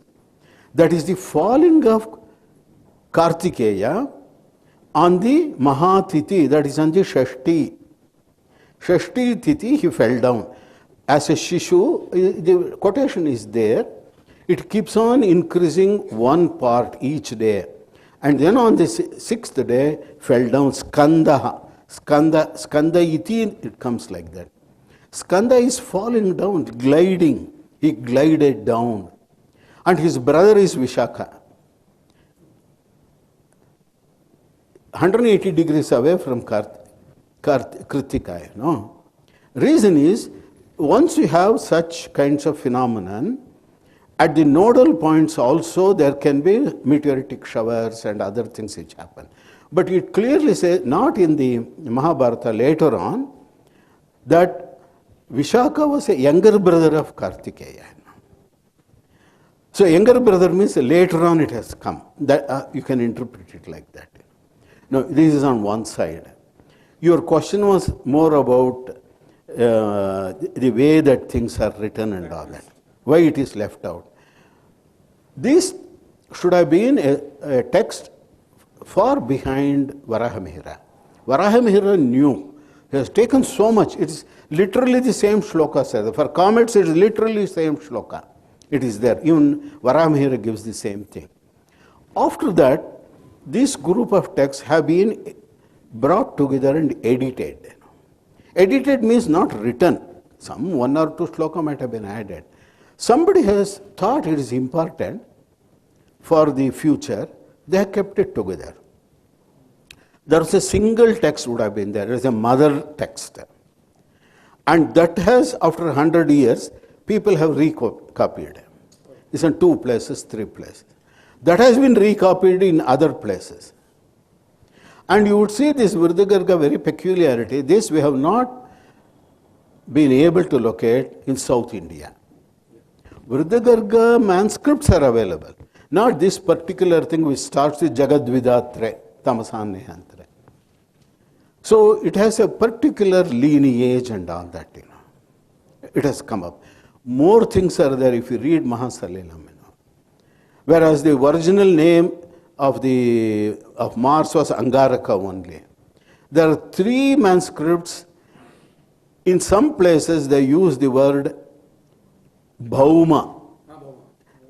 Whereas the others in the same place they are still retaining Angaraka. How do you explain it? Like that 3339 in the Puranas, the same shloka is there, but the number is different. The contextually, so you can only say somebody has copied it.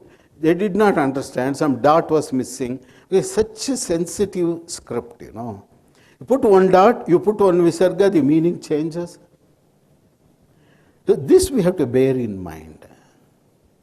So the same thing has happened here.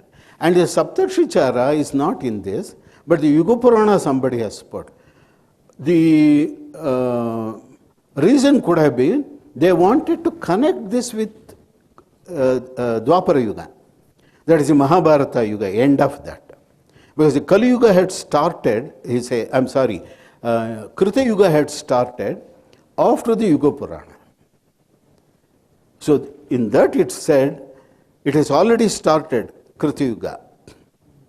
After the Shaka invasion, and after the Shaka were all thrown back, not all of them, some of them, major part was sent back by the Guptas.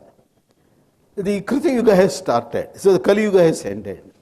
So he took it as, once there is, because there are such statements are there, when there is a great anaya happens. Anaya is actually a distress, not necessarily a disaster, a great distress happens.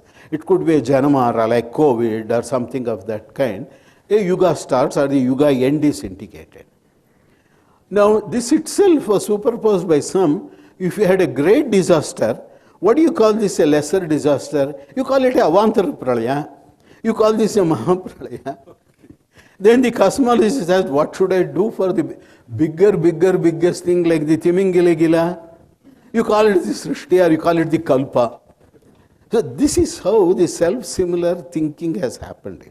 It's not wrong, but you have to appreciate the line of thinking. This is not a Western line of thinking. So the science of thinking or the science methodology is different. The results are same. In science it cannot be different, but the methodology is different. Thinking line is different. I hope I conveyed my point. In fact, I am Yanti used to say one thing. There's one great saint you might have heard, Anandamayi, a lady from Bengal. Sorry? Bengal. From Bangladesh, originally from Bangladesh. After that, all that happened and all that.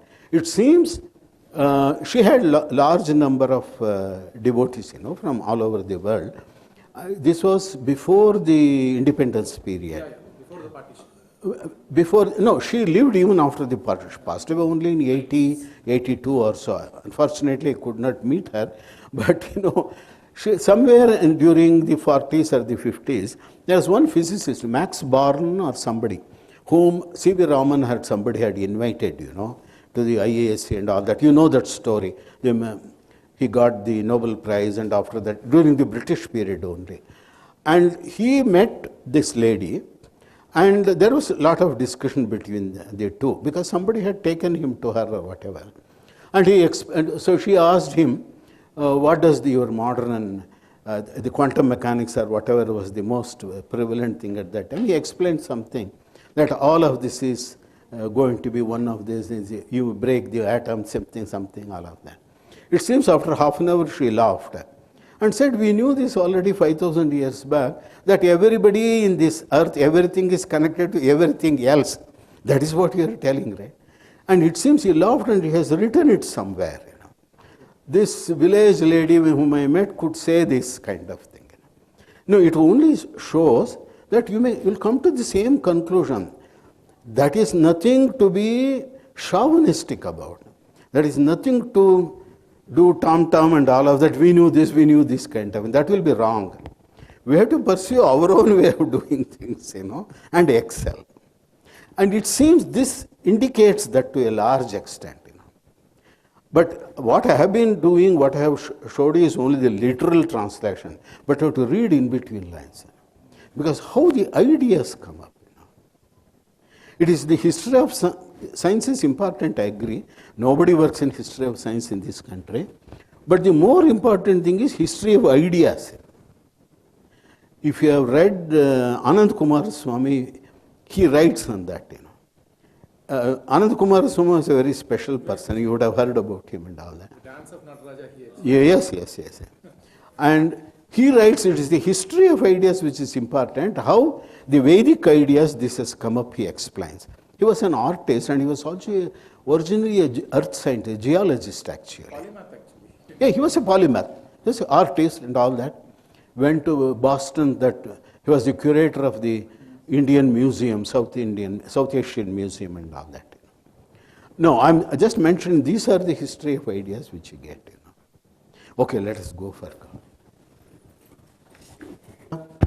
Text of VGJ, that is the Vedāṅga Jyotiṣa as I call it. And you should remember that Vedāṅga Jyotiṣa is not a homogeneous text.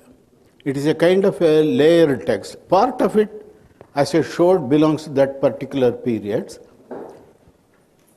Actually a period which is almost 1,000 years.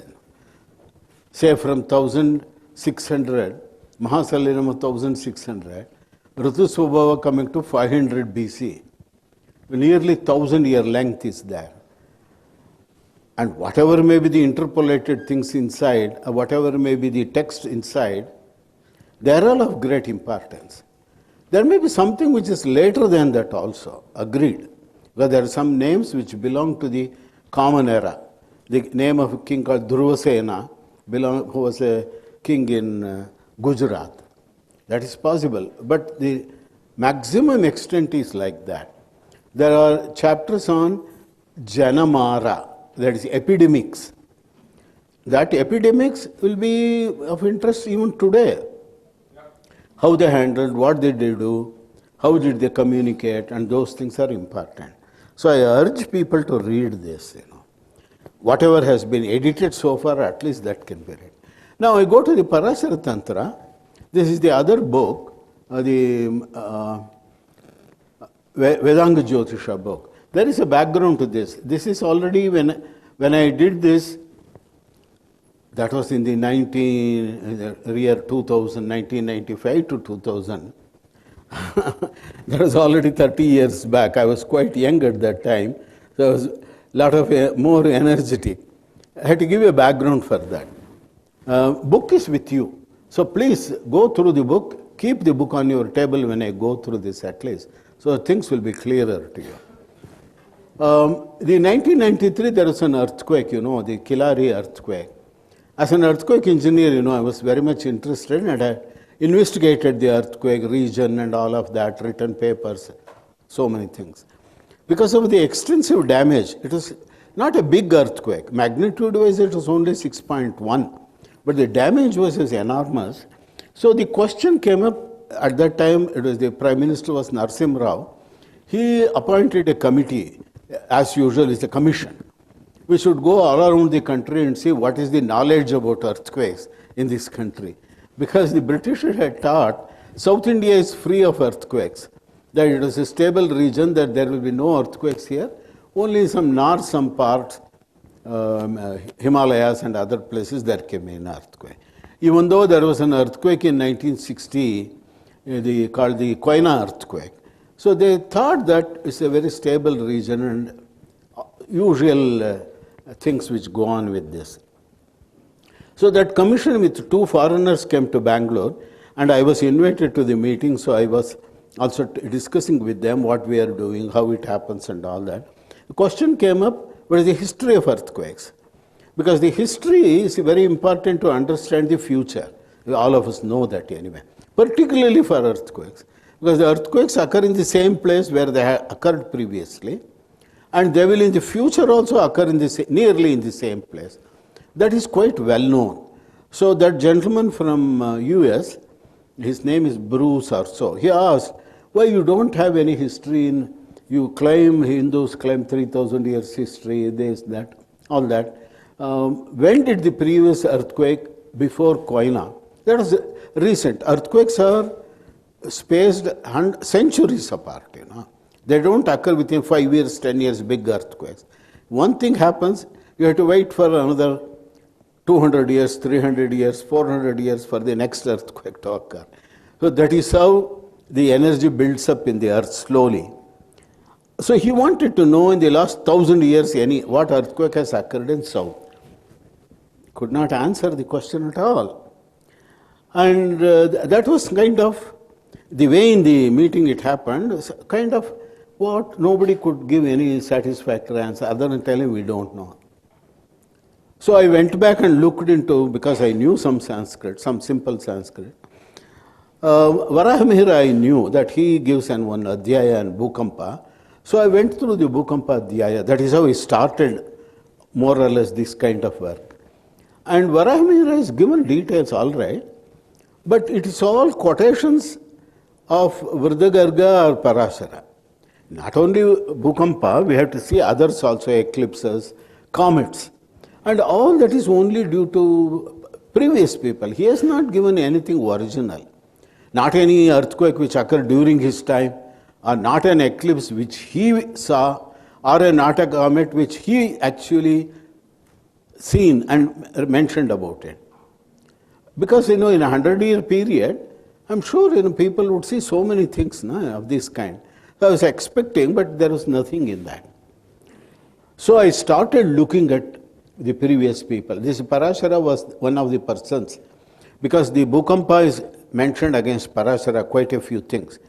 And Parāśara's geography is given of the India, which part gets higher earthquake, lesser earthquake and all that. So I was hopeful that I will get some manuscripts and edit.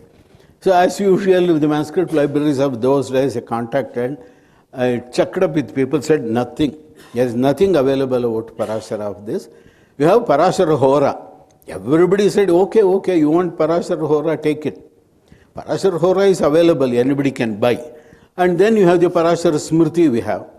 There is one Parāśara Siddhanta, which of course is available in Bori. I purchased it.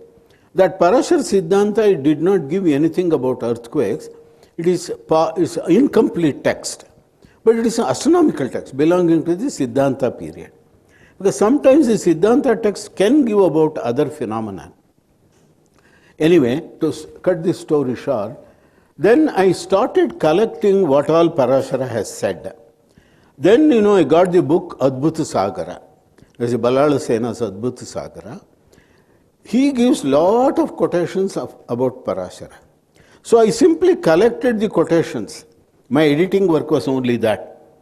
From Utpala Vivarti, as available in Brihad Samhita, Brihad Samhita's Utpala Vivarti.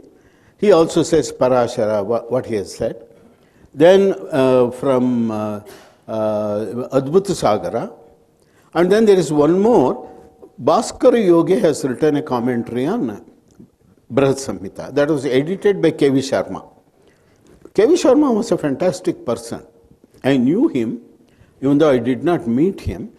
He was very particular of scientific issues. So when I told him about earthquakes, I was still working at that time in IABCE, and about comets, because the earthquakes, I saw that comets were interconnected. Because in many of the omens, they said, including the Vedic period, comets are related with earthquakes, somehow. That it comes and hit and there was an earthquake. And in Buddha's last years, it is said that he saw 8 omens. One of that was an eclipse, one was a comet, and the other was the Bhukampa. And he said that these are all connected, he says, the Buddha. Well, anyway, these are some of the things which come up. And in Rajatarangini, there are mentions of earthquakes, particularly the second Rajatarangini, Jona Rajatarangini, He gives the earthquakes of Kashmir in great detail. So I was hopeful in Sanskrit text I will get something. So this Parāśara I combined, and I could see that he belongs to a very ancient period. Because Parāśara has been, when I searched for the literature, William Jones mentions about it. Now, Indologists should be knowing about William Jones. He is both a blessed person as well as a cursed person. He was the Chief Justice in Calcutta. He learnt Sanskrit in Calcutta, and he took Sanskrit to Europe. It is William Jones who spread the knowledge of Sanskrit in Europe. And that is how he is acknowledged. And his statue is kept, I think, in Oxford or somewhere, learning Sanskrit, sitting on a chair where the Pandits are sitting down on the ground. Because the Pandits did not want to, they were not accustomed to sit on chairs. Because normally, they would sit on the ground only. But this man, he could not sit on the ground. So I think out of convenience he sat. But it has been interpreted as the British, the Gora Sahibs and the Brahmins sitting at his feet and all that. That mural is like that. If you have seen the photograph, you can see that. Well, that is why he said he is both. But he is a wonderful person, I would say. His records are available in the Asiatic Society. Even now we can read them. He quotes Brihad Samhita. He quotes Utpala Vivarti. And in Utpala Vivarti, he quotes the following. I will go back once again. Yeah, this is the one. In the Ādityacāra, 3.1 you see here. William Jones Ityetena Krista Shaka blah blah Udritayam Utpala Vivartu. 1790 BC, CE. I have taken it from his statement. Śraviṣṭhā Pauṣnārdantam Charata Shishirha, etc. There are variations for this. Utpala Vivarti gives like this. Page 62. Sorry? Page 62, sir. Just telling. The book, page 62. Oh, page 62. Okay. And in Adbhuta Sagara, it gives like this. All are same. There are some typing errors. It doesn't matter. And he says this can be dated to 14th to 12th century BCE. He writes it. There is a correspondence between William Jones and his friend called David, who was a colonel in the British Army. He was also a Sanskrit scholar, and he had also edited some proverbs, Sanskrit proverbs. That book is still available. Sanskrit proverbs as in Nyayas, with his English translation, because he was interested in collecting social information. So he spread the knowledge like this, and he clearly says it is this period. Now, if it is 14th century BCE, How did this Aryan invasion, so many things come up into picture? If this is only Parāśara, the Veda should be older than that. This is only a astronomical text, Parāśaratantra, quoted by Utpala. Now, this is the contradiction which is there. Max Muller based this thing on that Somadeva's Katha Sarit Sagara or something of that kind, which was written in 12th century AD. And based on that Katha, he started putting back and all that, and going up to 500 BC, then telling that 1200 is reasonable for Rig Veda, or maybe 1400. That is how he came to that conclusion.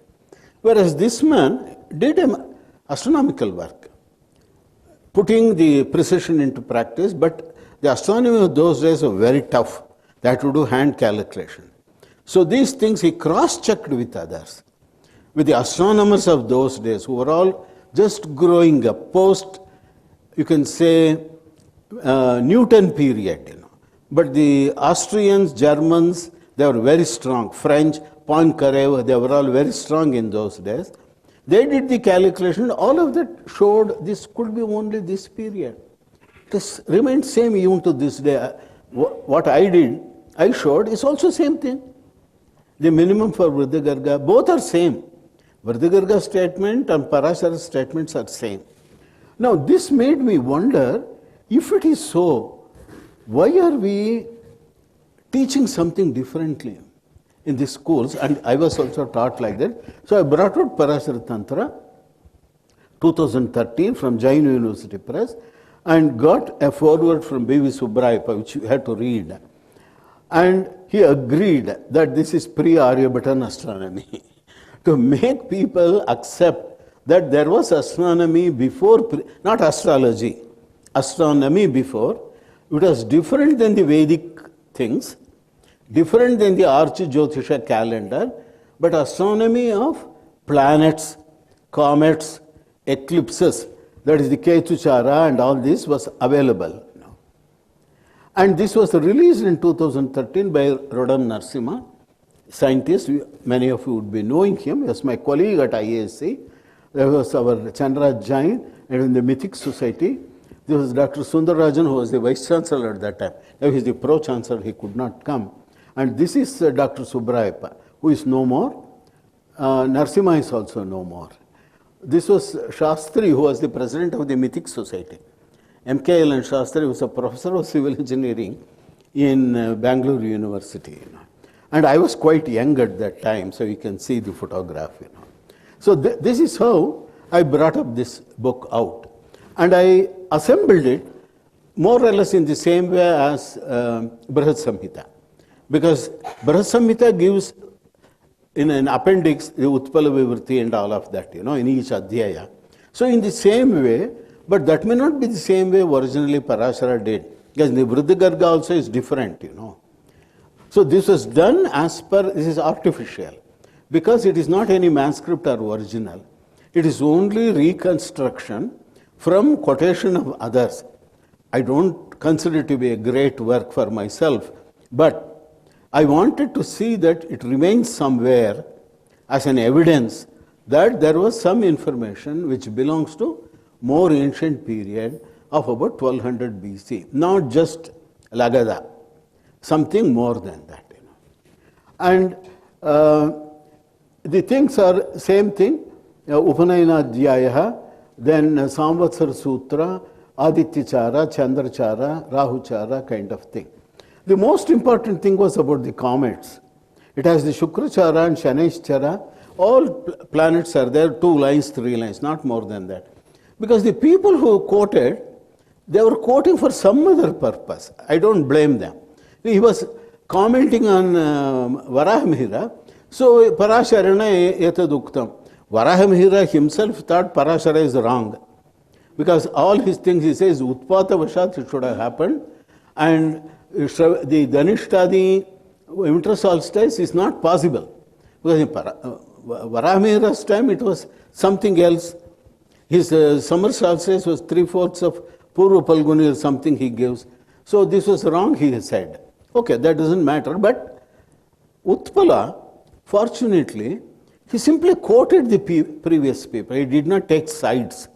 Simply quoted the previous people. And he also says, because the praktanaha ācāryēna uktam, because the previous things that he has said, that's all. And these are so important, and all these are quite natural. So this is an edited text what I have given. So movement of sun, and I dated this independently also. I did not want to use Śraviṣṭhā as Dhaniṣṭhā. Varahamihira gives Dhaniṣṭhā. Utpala says Śraviṣṭhā as per Parāśara. That is how it had happened. What is Śraviṣṭhā? Everybody has commented, Hindus do not know, they can't identify their stars in the sky. They say about stars and nakshatras, you ask them, show me that star, they won't be able to show that. Which may be true even to this day. It was true for myself, so I can say that it may be true for others also. Al-Biruni also writes the same way. And so I did not want to identify, but with the identifiable things which are the bright stars, Jyeshṭha, there is no controversy. Rohini, there is no controversy. Kṛttikā, no controversy. Like this, I identified 4 or 5 and assembled them, and their longitudes, including precision and all that, when they could have been visible in their seasonal places. The Ādityacāra, it gives them seasons. So seasons are related with sun, the same way what I said previously. And I get a lower bound and an upper bound, and that was 1350 to 1130 BC. So it is same as what William Jones also had said. It comes in the same region. So this is how I proceeded in this. This Rauchara is very important because he gives the penumbral eclipses, whereas the Siddhantic astronomers don't give penumbral eclipse. And penumbral eclipse is not in Dharmashastra either, because they did not know about it. Let us be very clear on that. Only when moon is fully covered, they know that, okay, it is an eclipse.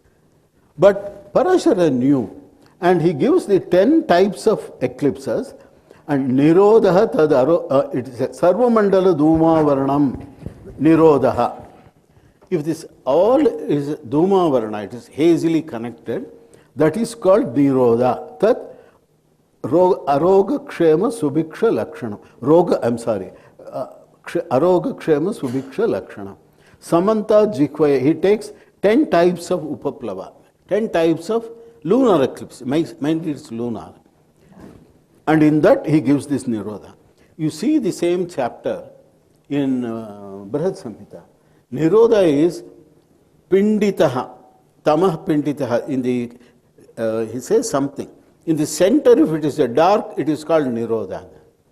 It's not. You can't observe such an eclipse at all. You see the Lakshana in the Brihad Samhita, you will know. And this is correct. It's a penumbral eclipse. He discusses it in detail also. And what I did was the following. He gives for Rahuchara, Shanmasya Chandramasaha, Tatha Ardhashashtincha Ādityacāra. The thing is broken here. Every 6 months, lunar eclipse is possible, he says. We will come to this again in Mahasalila, I have written about it. But 6 monthly eclipses was known even from the Vedic period. That lunar eclipse happens once in 6 months. There is a mantra also of that. Maybe if there is time tomorrow, I will show that. So I dated this 6 monthly eclipse. Because if it has to happen in 6 months interval, they should have observed. And he says there are 6 such eclipses, which is in Vedāṅga Jyotiṣa clearly said. And in the seventh one, it breaks, he says that. That is, 7 ones are possible. After that, the sequence breaks. That is the tetrad eclipses, which is known to modern astronomy very well. So my argument was, if there are 6 month eclipses, minimum 6 they should have seen, because our good friend Varahamihira gives the Parvesha. In the Rahuchara, he says, if every 6 months the Parvesha is Indra, Kubera, Marut, and these are the 6. And if an eclipse occurs after 36 months, what happens? After 42 months, what happens? Only 6 monthly things. He doesn't say in 6 months eclipse can happen. You compare it, you will know for yourself how much information has been taken, how much information has been lost. So I dated this by actually running through the eclipse programs available on site and showed that this was possible around 1496 BC to about 1439. You can see in North India, they would have seen eclipses at 6-monthly interval, lunar eclipses. And this is there in all texts, not only in this, later on Vriddhagarga, even in some Puranas, even in Atharvaveda Parishishta it comes. More work has to be done on this. I will skip all of this. I want to leave it to Sunder. He gives the shape of Mars. He doesn't give the time for Mars. Shape of Mars he gives Vyāla, Panchavaktrani, he says, 5 shapes for Mars. Now the later people have simply assumed as an iconography, Mars has 5 faces, this, that, 5 faces of this. That is Panchamukha Ganapati, like Panchamukha, they did not do for Mars, I know that. For others have done. Panchamukha is very common. And that Panchamukha has come from here, concept. There are 5 types of Mars position in the space, in the sky. It is not of the planet as it is. When it moves for about 6 months to 8 months, it can make such a shape. This is from the modern one from NASA I have taken. And you can see, if you can join this imaginarily, they had tremendous imagination, artists, so they would see the lines also in this space, in the sky. You can try. We have tried this and it comes out true. If you can patiently watch Mars for about 2 to 3 months, This is Vyāla and this is Nistrimsha Mushala. It intersects on itself, That is like a kind of a knife which goes like this. He doesn't give anything else. It's a retrograde motion of Mars. So like this it goes, and this I wanted to show. So about the Buddhacāra, he says there are 7 ways. That means in a year, there are 7 rises. 3 in the east, 4 in the west. Or 4 in the east, 3 in the west. And this I have put up here. You can see in the book. This is a software called PVIS, Planetary Visibility. Parallel to what Sunder showed of Stellarium, is a very helpful software. You can download it, freely available. It's a German software, and for any year, you can know the position, you can know how it is, Udaya, Astamana, and of all the planets, stars, and eclipses. Up to about 3000 BC for lunar, 2000 solar, you can get these things. Very quickly you can verify. For any latitude, longitude, for any year, in fact. So please do this. Now, I have given this all put up so that people who study Indian astronomy, instead of just reading only Brihad Samhita and Palita Jyotiṣa, Parāśara Hora, a little bit of Brahmasputa, a little bit of Surya Siddhanta, they do some better work. Okay, let me go to finish this. Tomorrow I will again say something. This is the Ketuchara on comets. 26 comets are listed. And this I published already in 2008. Professor Iyengar, is a professor of astronomy, he made a table of this. And he showed that these 26 comets, because there is an inter-arrival period mentioned for the comets. After one comet, 130 years after that, another comet comes. And about 80 years after the Astiketu, Chalaketu comes. This kind of list is there. And Parāśara is around 1400 BC. And if you add all these numbers, it comes to about 1300. So even Iyengar thought, because the first counting starts from the Samplava. First comet appeared in the Samplava. Samplaveshu utpadyante vasaketu. The text is there, you can see that. So it becomes a long count going up to about 2500, 2600. Yes? See, during 2020, January of 2019, December, I remember exactly, 2 comments actually there in the sky. There's a photos. One is ācāryā photos. The other one also remember. Many people have actually interpreted that comet, two comets, almost same day it was there, which resulted in a major calamity and the COVID and all that. In fact, there is one such thing here. I know what you are talking. Yeah. You know what is said, Śraviṣṭhā and Ka iti Mahagraha. It says here, you can see that is 21 or so, you have to read that. Very beautiful thing. You see, Ka is the name of the comet, it is simply Ka.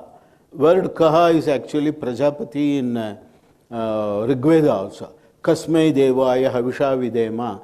That Kasmai is interpreted as pronoun as well as a Kaya Namaha is also there, Kasmai Namaha is also there. So both are possible there is what people say. But this Ka is seen in the west along with Śraviṣṭhā. So Śraviṣṭhā and Ka, looking like a yoke or pole, they are supposed to rise together. One in the east, one in the west. So one of the phenomena which is there. People have not tried to correlate this with modern things, you know. The astrophysicists and astronomers, they should be doing. Anyway, let me finish this. So up to the Ballāra Sena's Adbhuta Sagara lists all of this. He gives both Parāśara as well as Vriddhigarga. He gives Vriddhigarga's Gadaketu also. That is there in our Vriddhigarga manuscript also, which we are recently editing. And many things are there. Nakṣatra chakram ākāṣe yataiva parivartate, ketu chakram tatai vedam ākāṣāt parivartate. They knew that. Like the nakṣatra chakra goes round and round, ketu chakra is there and that also goes round and round, but at different intervals, 1,000 years or whatever. And one of the important things Vriddhigarga says, Vedarthāniva yatnena prasanna manasodhyataha loka sandarshanam kuryat ketunam darshanādhitaha. So you should remember these Ketu names as Vedarthāniva, because the Veda also has Ketus. Veda also describes Ketus. You know. This is the kind of text which is there. I can't go into the other things. Ādityacāra is there. The Lakshana is given for Agastya. Hastaste savitir yudeti. It's a heliacal rising condition is given. When Hasta is rising, he's in sun, our sun is in Hasta, Agastya rises. This condition is not valid for all time and not valid for all latitudes, because Agastya is a southern star. Depending on where I am observing, this date will change. But for a particular period, it was correct. This is there in all Siddhantic astronomy. There is an Ādityacāra chapter in almost all Siddhantic astronomy texts. Because it became very important, because Arghya had to be given, particularly by kings, in Mithila, in Bengal region, Madhya Pradesh region. It was very common in that region. Agasthyodaya has to be observed. And Agastya is correlated with Sharad Ritu for so many other things. And even our pañcāṅgas, in South Indian pañcāṅga, you can open and see. Agasthyodaya is mentioned. The day of Agasthyodaya is given. You know. What for, you ask? There is no reason. Jyotishis won't say anything. My grandfather was doing, I am also doing. Okay, that's perfectly fine. Importance of Agastya goes to the Rigvedic period. You know. And I already said, Agastya Ashtamanam Gotra. So people remembered that Agastya is important. And Agastya went to south during Shiva Parvati's marriage, when Himalaya bent on the other side. It's a precision legend. So he had to do. And Agastya went south because crossing the Vindhyas. And Vindhya is at the same level because he has not gone back. And Agastya Malai is there south of Madurai, near in Ramanathapuram district or somewhere. And he's prized in all the Tamil classics, and he is the origin or the originator of Tamil grammar. So there is so much of cultural baggage which is there with Agastya. And he is the one who combined north with the south through the Ramayana. Agastya Charitam Asham.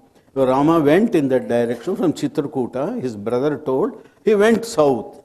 So we can't ignore Agastya in any manner. Okay, so this is available already there, but Varamihira criticizes him for some manner. I will not necessary. And Agastyoja you can study using that software I told you. First when he rises in Kurukshetra, he rose already before 3000 for a particular altitude, you know. And that is also a dating information which you can get. And there is a chapter on Bhukampa also. That is what my interest in for doing. There's a rainfall also is there. Tomorrow you will hear something on rainfall. And he is the first person I could say, before I looked into Vriddhagarga, solar zodiac was conceived in prose form, closely related to the Vedic period, because the Magadhya was there. That was the 2-part solar zodiac. 6-part solar zodiac came from Parāśara. And his text is in prose. And one of the important things that I have to mention, William Jones, if you read his paper, he says that one of the Pandits showed him the manuscript, Utpala Vivarti, and showed this sentence, which was marked in accent, Vedic accents. That Śraviṣṭhā, Dhyat, Paushnārdantam, something of that with the accents. I searched for the text with the accents, I could not get. Because he mentions if it is with the Vedic accents, it should be very ancient, you know. True. But is there something, that is why I thought Parāśara could be Vedic. There may be a Brahmana text which is very similar to the Parāśaratantra. At least the sentences. But fortunately, I got the text after about 30 years. The Mahasalila is actually Vedic. You know. Only the accents are missing. It is a Brahmana text. And I want you to read the introduction by Veernarayan Pandurangi in Sanskrit, how it is close to the Jaiminiya Brahmana and the other texts. I have also given some information on that. It is actually a Brahmana text. You know. Parāśara is also similar, the language, but it has been modified later by others. You know. Okay, let me, this figure, you know, I had put up for Dhruva, because Dhruva is the one who was doing the penance, standing on one leg, you know, but the slide got interchanged. Anyway, it doesn't matter, you know, it's the same thing. Thank you so much. I think I should leave the stage to Sunder now. Thank you. For the curiosity, whatever research... No, please do ask, it doesn't matter. On earthquakes, your study. Yeah. So whether that was used later and... very good question. Because the earthquake hazard analysis, I did. I was the chairman for the National Disaster Management Authority, not for the authority, for the earthquake group, for developing the seismic hazard map. We have used all the history. Whatever is available, we have used. Okay. Very little, but we have used. Of the Kashmir earthquake of 1555 was the earliest earthquake which we could record. In the same place, the so-called Islamabad earthquake occurred, you know, in 2006 or 7 or something, you know. You have used all that information. Because earthquakes have no nationality, you know. We have used earthquakes which in today's Pakistan region also has happened. All that epicentral information. Actually, that's a seismic zone in Afghanistan. We have included. As much data as possible, we have included. The Saswara Ashtadhyayi is also available, sir. Which one? Saswara Ashtadhyayi. Ah, I Ashtadhyayi. have not seen. Yeah, I know. So recitation it is easier. Yeah. I think Mahamahomadiya Kṛttikā. It would be, it's available. I also heard about that. Yeah, that's right. Good afternoon. So we'll resume from where we left yesterday. So today's presentation is available online. Yesterday's also online. So you can, if you have, you can scan this barcode if you want to and book it on your phone. if you want to. Otherwise, I'll send it on WhatsApp also. It is easier. Pardon me? I'll send that also, yeah. After the class, I'll send it.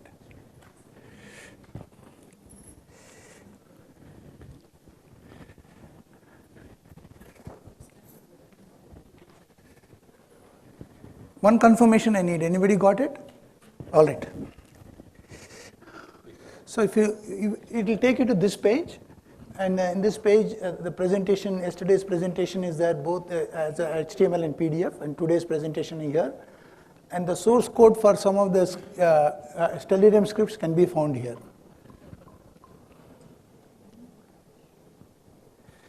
Under a few housekeeping, some people wanted to know pañcāṅga software. So this is you can go to the Direct pañcāṅga and you can do pañcāṅga. Some lunch conversations happened. I also sent the link in the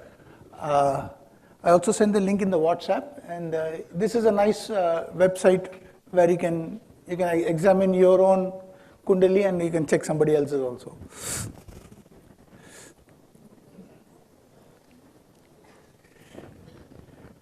The other is Subramaniam sir is there. Yeah, so I think we had exchanges on WhatsApp yesterday regarding the circumpolarity and the stars in the circumpolarity. So this also is there. I took your conversation and made it into a formal problem statement. So for you to see it later, I don't want to get into this now, but it's there available on the web. I just put your idea, and then I also generated a script that does roughly what you wanted to do. So that.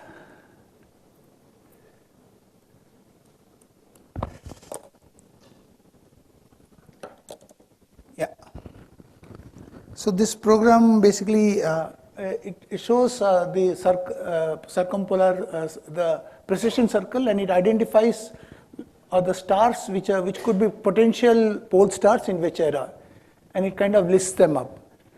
This could be like homework. I don't want to get into this, but the problem statement you made actually made me do this, and it may give you some directions.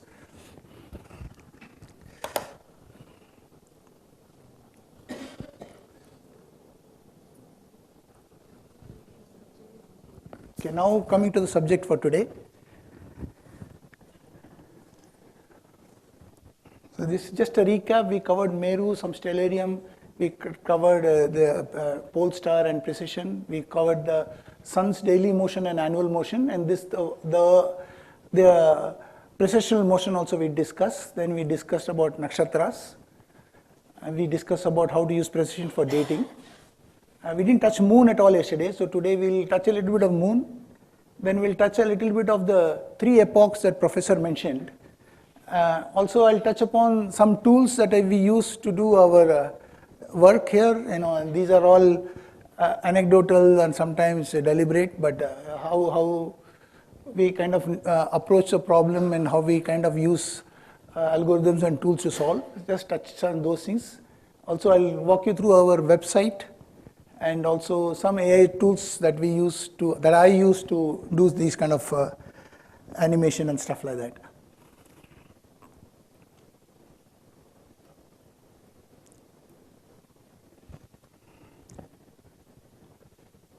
So in session 2, like Brahmāṇḍa Purāṇa, it talks about the full moon when the sun is in different positions, and it also tells the moon is exactly on the opposite position.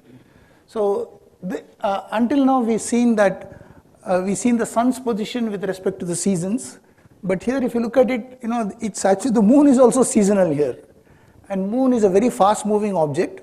So its rhythm is a lot more complicated than the sun. So the problem, numerically the problem is slightly more complicated when you take moon into account also.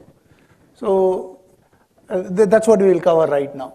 So the dating constraint is the equinox point drifts through nakṣatras via precession, and then we know these 2 stars, the nakṣatras and the correct equinoctial structure only in the specific window. We saw that yesterday also. In the equinoctial position, a particular star is available only in a particular epoch. And to do this, to find out where it fits, not only with the sun and the moon, we kind of used AstroPy. AstroPy is a software, it's a Python library, and it's built by a bunch of scientists. They have published a paper on what they did, and it's fairly popular, and it's very rigorous also in its approach. So, and it is not designed for visual appeal, it's designed for numerical efficiency or computational efficiency. So when you want to scan something like this, about 2000 years of, even 5000, this is not 2000 years, let's say it's 2000 years or even 5000 years of time span, you want to look for celestial events, AstroPy is the way to go. Stellarium is good for visualization, but not for scanning.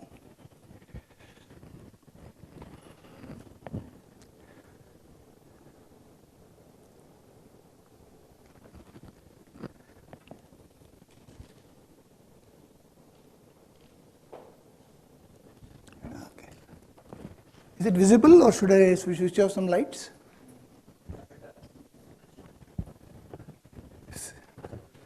Only the lights.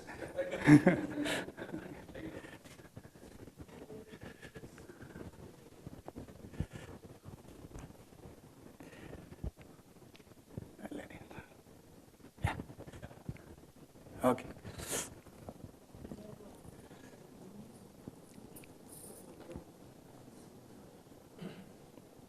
So what we are trying here is, we are looking at the swing of the moon. We saw the swing of the sun last time. So the moon has a similar motion like the sun. It also swings back and forth, except the sun takes 6 months for one ayana and 6 months for another ayana. This is, well, I won't say it's a paksha, but from here to here is roughly 1 month. So moon is kind of 13 times faster than the sun. So the moon swings much faster back and forth, and the other thing is, as the moon goes, it kind of fades and waxes and wanes. So it has got the phase information also. So the moon is a lot more informative than the sun. So what we're seeing is, as this is basically different moon rises, everyday moon rise being plotted. Some of them we can see and some of them we can't see because it's coincident with the sun. So as it goes along, as it goes towards Amavasya, we can see the sun is approaching and his moon is coincident with the sun, and the moon is there but we can't see it. And then it goes back again. And as you can also see, the moon has association with the nakṣatra sector and also visible nakṣatra. So this is how, this kind of visualization of what happens, this is kind of one face to face we saw from Purnima to Purnima, and also if you can look carefully, nakṣatra to nakṣatra distance is also there. And nakṣatra to nakṣatra is about 27.3 days, and Purnima to Purnima or Amavasya to Amavasya is about 29.5 days. And these are the mean numbers. They actually vary, the actual numbers vary cycle by cycle. So the point I want to convey is, the moon swings east along the east-west direction, the moon rise, and the moon swing is larger than the sun. The moon swing is larger than the sun, and this is, so this, you can call it declination or you can call it azimuthal. So if it's true east, the moon could be anywhere between plus 30 and minus 30 at the maximum. And at the minimum, it's plus 20 and minus 20. So even the swing of the moon varies with time. And that cycle is about 18 years. So that's what we saw, the Vedi shape. The Vedi shape, this is actually the Vedi shape. This is one part of the Vedi shape. You can see the Vedi shape that comes like that. And the other thing I want to, this is a nakṣatra band. This is the ecliptical band. So within this ecliptic, if you notice carefully, the moon is always trapped between these two. So the moon swing around the ecliptic is plus minus 5 degrees. Whereas along the horizon is plus minus 20 degrees to plus minus 30 degrees. I don't want to bamboozle you, but the moon manifests a lot of features, and it's also a fast object, so it's interesting to work with it, and it's also frustrating. I think, yeah, the moon is origin of calculus. Yeah.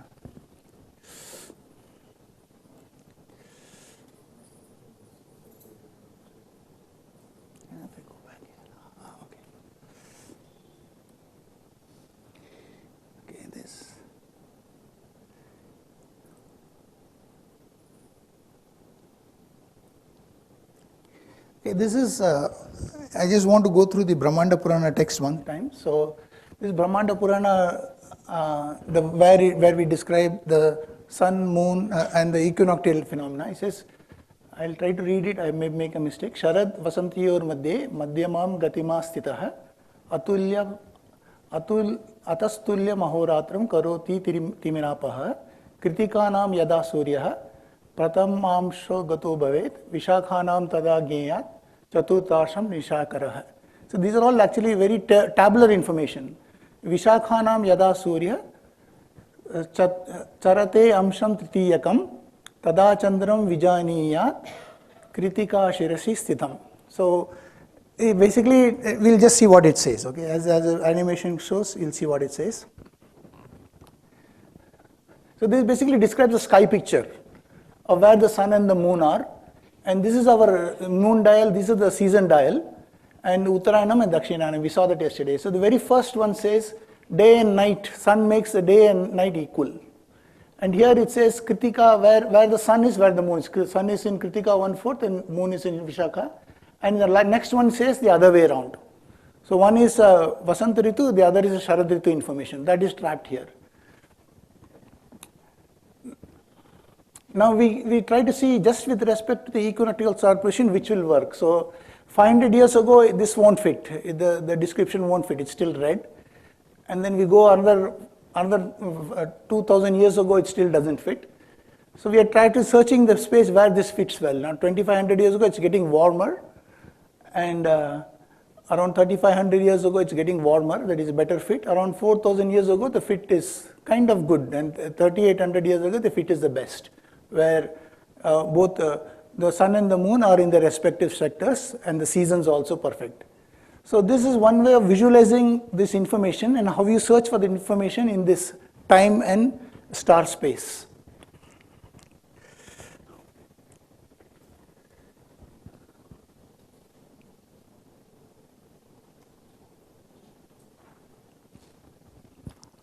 And this in Stellarium, if you see this information, this is how it looks. So we'll just see couple of one Vasanta Ritu and one Sharad Ritu information. This is how the sky is today or in recent days, about 3:23 at 10 p.m. Bangalore time when I was working on this. This was the sky picture. Now we go back in time to 1693 BCE. And here if you look at it, the moon and the sun are here. I think sun is near Kṛttikā and moon is near Vishakha. This is a Vasanta Ritu. And this is, sun is low in the west. Actually this is a horizon. The sun is setting, the moon is rising. So they will be actually balanced on the opposite side of each other. And this actually fits. If you look at it carefully, Vishakha 3/4 is the moon, Kṛttikā 1/4 is the sun.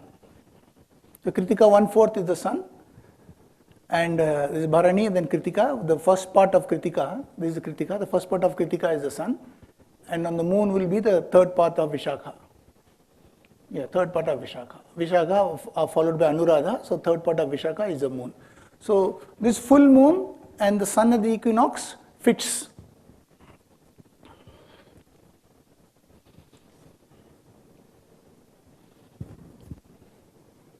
This is in 1693. Now we take one more incident in 1702. Here we are looking at the other way around. Let it go, blow up a little bit more. Now the sun is low in the west at 3/4 Vishakha.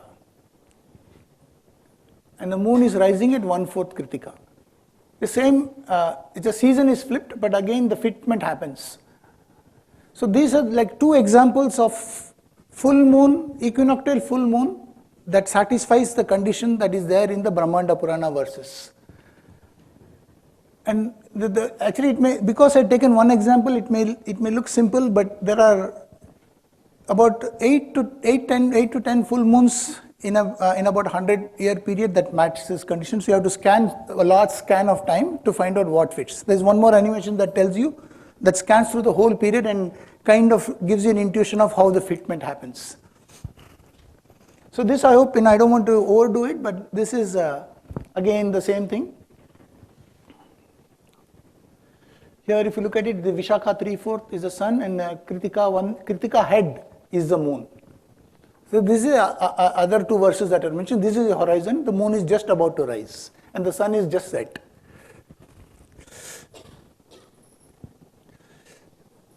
You have a year associated with it? Yeah, 1702. That is the best. There are many best. This is the best for visual appeal. This I chose as one. There are about 5 or 6 that match these conditions. Yeah, I'll show one more animation that shows more of them. This, yeah, I try to explain this to the best of my knowledge. This is a. So this is the same picture that what I saw animated. This is actually very analytical. This is a picture that is there in our paper also. So the method is first all the full moons from minus 2400 to minus 800 are gathered using astropy. That will be about 1300 per century. So this is just full moons without any conditions. Then we select those moons where the sun is within a day of the equinox.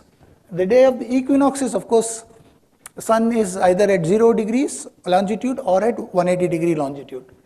And you can roughly take sun to be traveling 1 degree a day. So this tolerance we give so that we get, we don't worry about the exact fitment, but this tolerance is what the human observation also works with.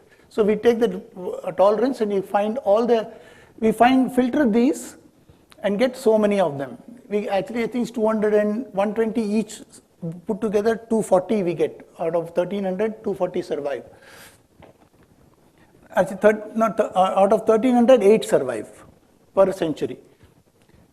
So the full moons are plotted. These are the full moons that are plotted here. So these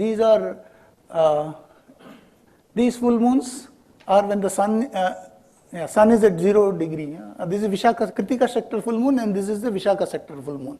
When the full moon is in Vishaka, sun will be here, which is a Vasanta Ritu, and it's like other way around. So this, you can think of these as equinoctial full moons, spring equinoctial full moons, and these are autumn equinoctial full moons. Now we know all the full moons are there, but how do we know which of these full moons satisfy those conditions? So that condition is when this particular, they have 4 sectors here, when this particular is in 1/3 sector and that particular is in the 3/4 sector of the nakṣatra, and the visible nakshatras are within the band. The visible nakshatras should not be out of the nakṣatra band. So visible nakṣatra enter their band somewhere here. Around this window, both Kṛttikā and Vishaka enter their respective band, and around this time, at least one of them exit the band. So only in this window, both of them are within the band, and in this band, this area fits the best, because it talks about 3/4, 1/4, and Kṛttikā head. So this is another way of plotting, another way of analyzing the information through just the full moons over a long series of time. The other one was visually we are trying to see what matches, but this is basically analytically trying to do the same thing.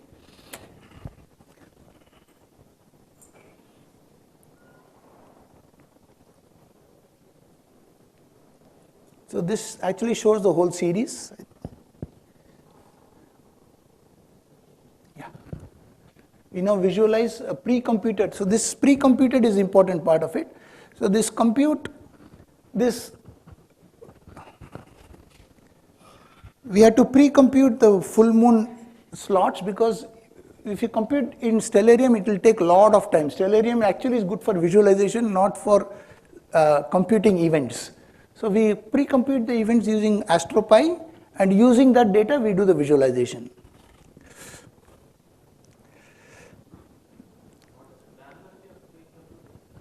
Pardon me? Granularity pre-computing. So full moon, the distance between 2 full moon is about 29.5 days. So the way we do is we spot 1 full moon, then we jump ahead about 29.x few days, then slowly pace around till you get the full moon, then you jump like that. So there's a big jump and series of small jumps. And then you take that particular day and Correct. So finding the day, because if you try to find the day in Stellarium, it is a very laborious process. So there you can do it in astropy, you can jump and you can scan. So first you jump 29 days. You will be very near your full moon. Then you can actually overshoot and undercorrect, or you can jump in small steps till you hit, whatever way you want. Either way, you can choose whatever efficiency you want to do. The minute or the hour or what is it? Yeah, at this I am taking 15 minutes, 15 minutes to full moon, and I am also looking at the horizon. I also look at the horizon. So actually it's a very good question. For visualization, I have to drive the time to the horizon. Otherwise we are all over the place.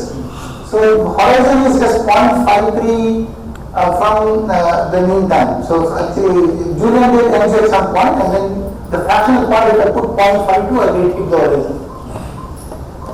So this visualization corrects for the horizon. The actual complete doesn't worry about the horizon.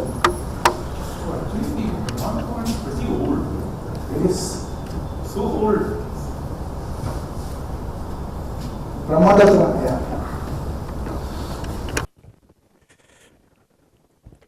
Oh, did it complete? Okay. So I don't know if you saw what happened. I'll just go to the end. Yeah. So this.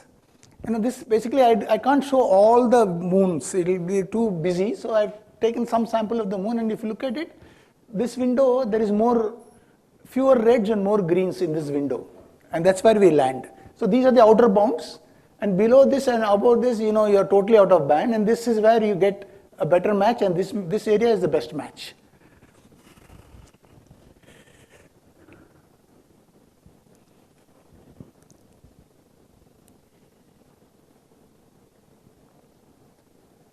Again, this is one more aspect of this analysis. There's something called Nidana Sutra, and I'll see if I have it here handy. So the Nidana Sutra, not Nidana Sutra, Maitrāṇya Aranyaka talks about Magadhyam, Śraviṣṭhā, agni. This is what Professor also talked about. So it talks about Magadhyam being a beginning of Varsha Ritu or beginning of the Dakshinayana, and this information, and we have the full moon information here. So the east-west axis captures the full moon information, the north-south axis captures the Magadhyam information, and it turns out this is coming from Brahmāṇḍa Purāṇa, this is coming from Maitrāṇya Aranyaka, and they perfectly match.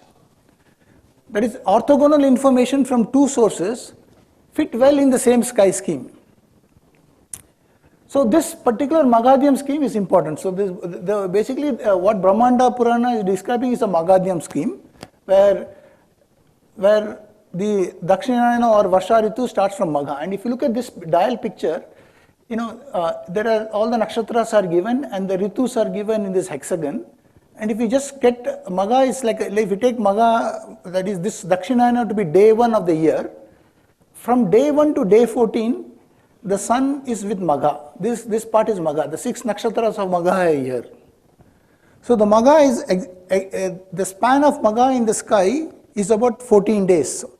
And this 14 days matches with Nidana Sutras 13, 5 and 9, 13, 5 and 9, 5 over 9 days, almost 14 days. So Nidana Sutra is another text that talks about the duration of sun spending time with the star, and that matches. So there are 3 independent information that actually fits right here. The Magha, Magadhi information, the span of Magha, and the equinoctial full moon. So they basically multiple pieces of information converging to the same 1800 BCE. And this discussed in the paper, the equinoctial full moon paper has discussed all these things very well.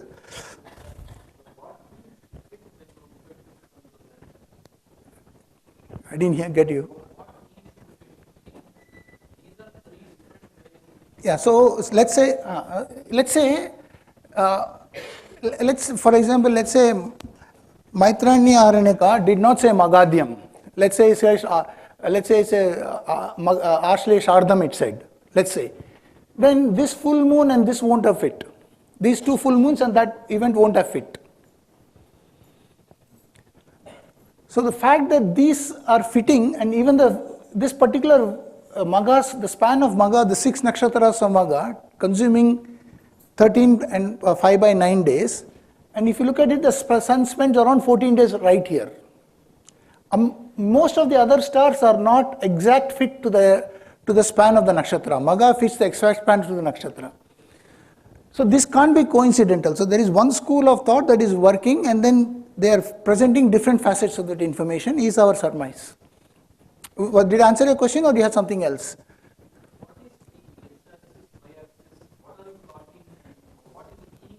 Okay, so this picture is confusing, I saw. Okay, this is, first of all, on the outer dial is the nakshatras.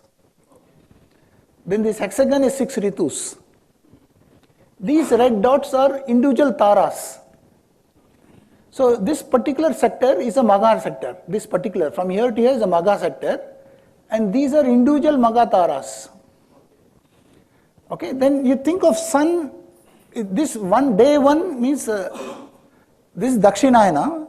If the sun is at Dakshinayana, the sun is also with Magha. So that's what we are saying here. So if the sun is with Magha, in the epoch when the sun is with Magha in Dakshinayana, you get these equinoctial full moons described in Brahmāṇḍa Purāṇa. That makes sense? Brahmāṇḍa, yeah, where it says north south axis is ācāryāṇī, east west axis is Brahmāṇḍa Purāṇa. Oh. And this particular 14 days is from Vedāṅga Sutra. Oh. Yeah, I know it's pretty dense, but I have to. So this, you want to contrast that earlier one with this one. If you look at it, here we are beginning at Magha, and here it is Śraviṣṭhā. So this is like around 100 years later. This is Śraviṣṭhā scheme. So they don't say Ācāryā, they say Śraviṣṭhā scheme. So Śraviṣṭhā Uttarayaṇa is 1300 years later. This is both in Parāśara and Vedāṅga Jyotiṣa. You can see these things, this kind of information. This is Vedāṅga Jyotiṣa, Ādityacāra information. Did I say something else? One moment. Yeah. I showed this yesterday also, I think, but this is a different, this is like, there are two different views. One is the longitudinal view, one is the day count view. And here it tells you what are the different seasonal nakshatras in what year. So as the time passes, you can see different seasonal nakṣatra coming into play.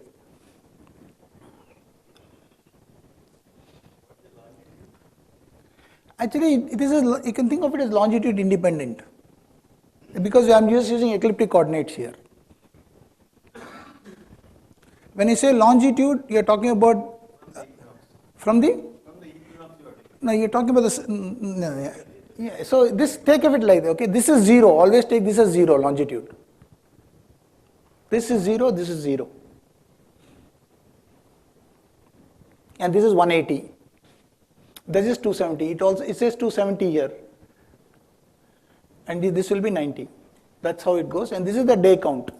This dial is a longitude count, this dial is a day count.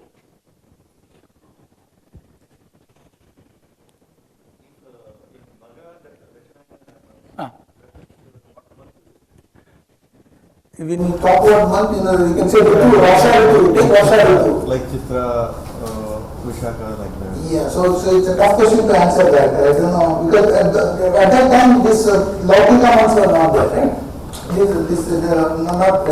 These months were not there. Only the Madhu Madhava was there. And if you ask me what it is, it's escaping my mind. I'll take it as Ṛtu now. Ṛtu consists of 2 months. I forgot what 2 months. It will be one of those months.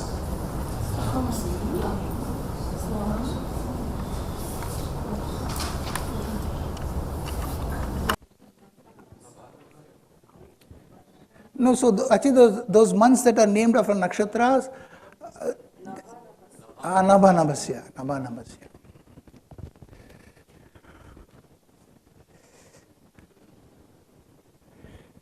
So what we've seen so far is between Stellarium and Astropy, as I mentioned before, Stellarium is good for when you do interactive visualizations or kind of getting intuition and feel, or also for this kind of presentation and demos.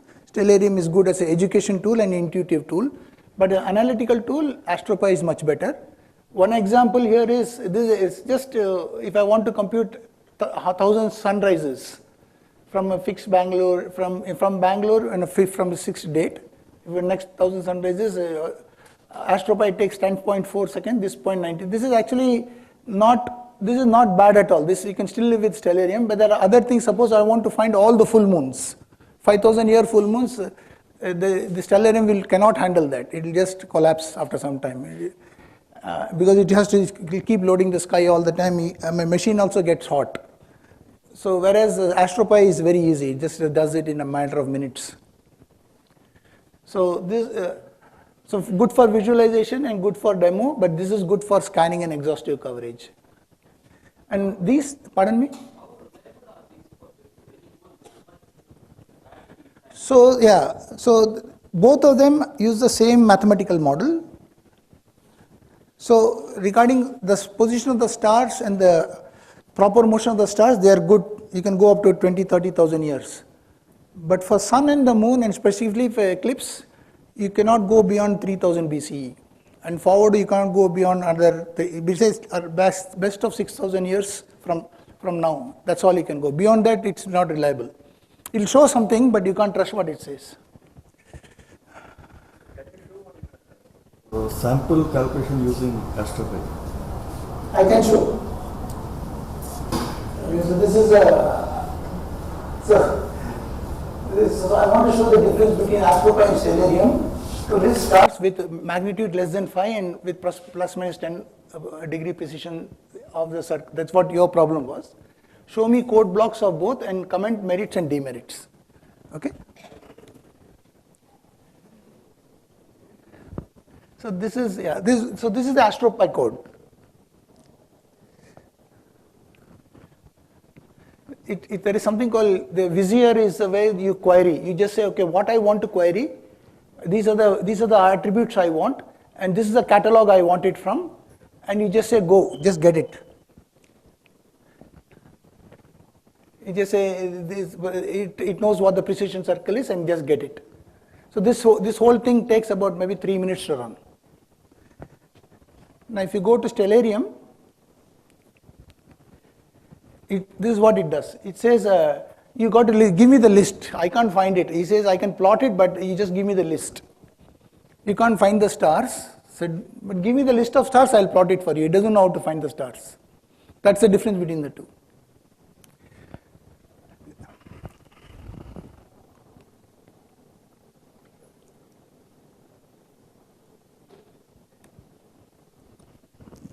So this professor talked about this. In Parāśaratantra, there are a mention of 6 consecutive eclipses. Some of them are total, some of them are nirodha, so there are maybe penumbral and partial, whatever it is, right? And then professor has scanned the epoch and he's found these 2 windows to be a good fit for the description there, minus 1496 and 1442. And the way you can do that is if you go to here,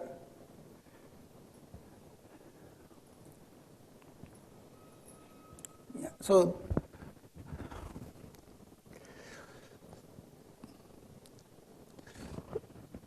this is a publicly available service. You can do eclipse calculator, and this one also talks, if you go through this one actually is a very honest website. It tells you what the assumptions they make and what are the limits of it. And we have to read the limits. He clearly explains what are the limits of eclipse predictions. And he's to caution you to not to overestimate of what the capabilities are. But here, I can choose a city. This is basically, we are looking at a lunar eclipse explorer. And if you look at lunar eclipse explorer, it goes up to this only. It doesn't go beyond minus, it doesn't show beyond this. Because beyond this, there's something called delta T. And the delta T is, the confidence in delta T is not high enough for them to calculate the eclipses properly, or eclipse time properly. But here it does that. And now, if I want to see, you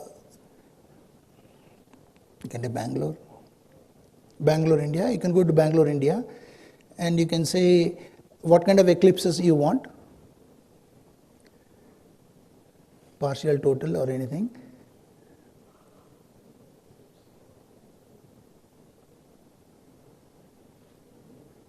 And you can just go to any of these dates and you can find out. So you can go here. What am I doing wrong here?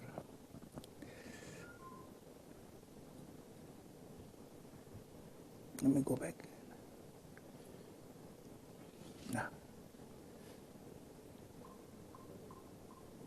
No, not this, sorry. Yeah, correct. Here it showed up here, my apologies. So this, it gives you the list of eclipses for that epoch. It gives you the list of eclipses, it gives you this type, magnitude, a lot of information it gives you.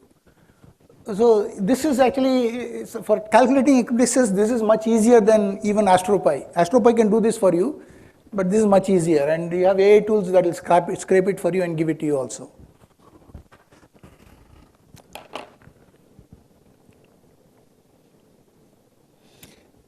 Yeah, this I will show. This particular visualization is the visualization of these eclipses that professor has identified.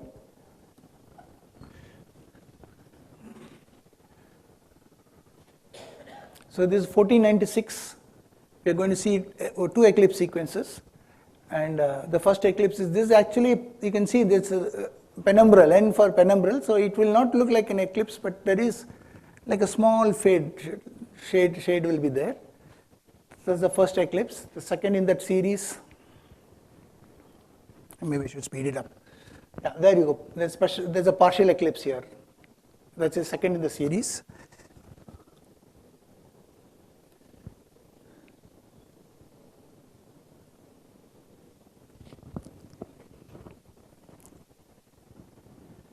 Yeah, this is very like a moonrise. Eclipse at moonrise, the third in the series.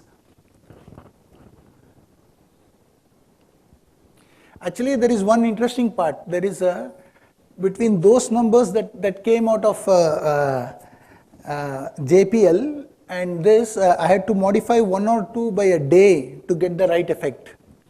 So there are all these things happen actually. The Julian date and the label of the date.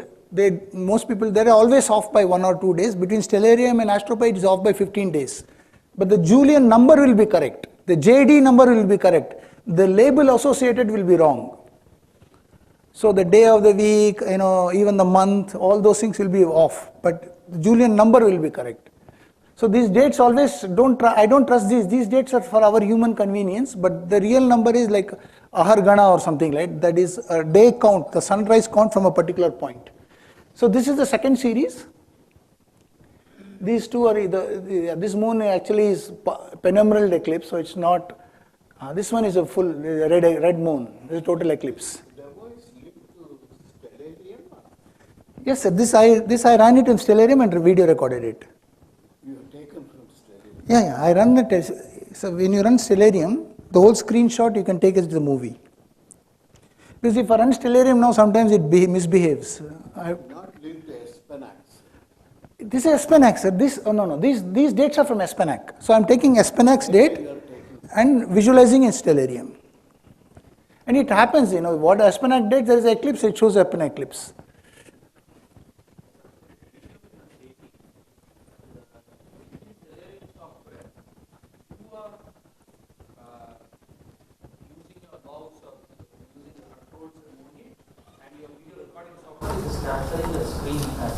Yeah, so I write the script. You can script Stellarium. You don't need to manually move it. You can just ask the Stellarium to do these actions, it will do it. Oh. You can script the whole thing and you can record it independently. It's like recording any videos, any screenshots. Oh. I'll show you a couple of scripts just for completion. So whatever Parāśaratantra that takes Yeah. that and from He's taken what Parāśara has described a series of eclipses, and we know the rough epoch. So Professor went to NASA site and verified that is true for that window. And what we are seeing, we are just visualizing that information. So Parāśara doesn't say in 1496 January 5th there will be an eclipse. He doesn't say that. He just says there are 6 eclipses in a row in this time. correct, but During 6 months window, yeah. those through the script, you will come up with some. Correct. So how do you find the date of eclipses? One is we can calculate. The other is we can go to NASA and say, hey, give me some dates. Give me date of eclipses in this minus 1400 as seen from Jaipur. It will give me a list of eclipses from there. Then you can't.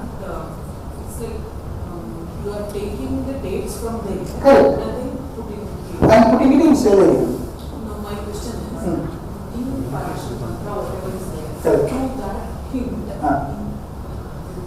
without using the NASA site. Yeah, you can do that. It's more laborious. You have to do the same computation. You have to do all the way to see how the sun moves, how the moon moves, find out when the eclipse happens, you can do all those things. I think but the just question to is, whether they are matching. So what we are showing is, Parāśara's observation is not imaginary. There are a series of 6 monthly eclipses that Parāśara has observed, and we can also validate it independently. Now, that makes sense? Yes. Yeah. That's all it says. You can say this is just a garbage, it's just somebody made it up. It is not. It's fairly confident that it is an observed phenomenon. That's all I'm saying. Yeah. I think what you said makes sense. There are periods of time where within 6 months Correct. you have it. That is fine. Correct. But there will be multiple such 6 Yeah. months. So that's all. There are not multiple. That scan also we can do. You can say it is very frequently repeated, or it's more rare than the others. So that feature is also applied. So I won't say this is a very unique phenomenon of that window, but very unique phenomenon for the period that Parāśara is established to other means. Parāśaratantra is established to other means. In that window, these two are the distinctly separate phenomena. So is there an assumption of the place in the old listing, or are we reverse engineering the place as well? No, we choose one place. In this case, we have chosen the latitude of the vehicle. Latitude of the vehicle. You can go, if you go, I think within the northern India region, it will fit. Wherever you go. Therefore, it's a standard one, a candidate example. If you want to be truly correct, you can actually evaluate with multiple regions and say it very tightly fits. But that That's another exercise, but we need to do exercise. We are convinced that this is good. tangential question. Today the professor was saying about depending on the different tests we look, some of these stars were originally as single stars. Later they became 5 stars, 3 stars, and the numbers have evolved. Is that a real phenomena that the stars became more brighter or more visible, or is it the technology of CE that has improved, or meaning what can potentially, now that we have all these tools and techniques in place, why would somebody say 1 star is 1 star and later say it is 5 stars? Professor, you want to answer this question?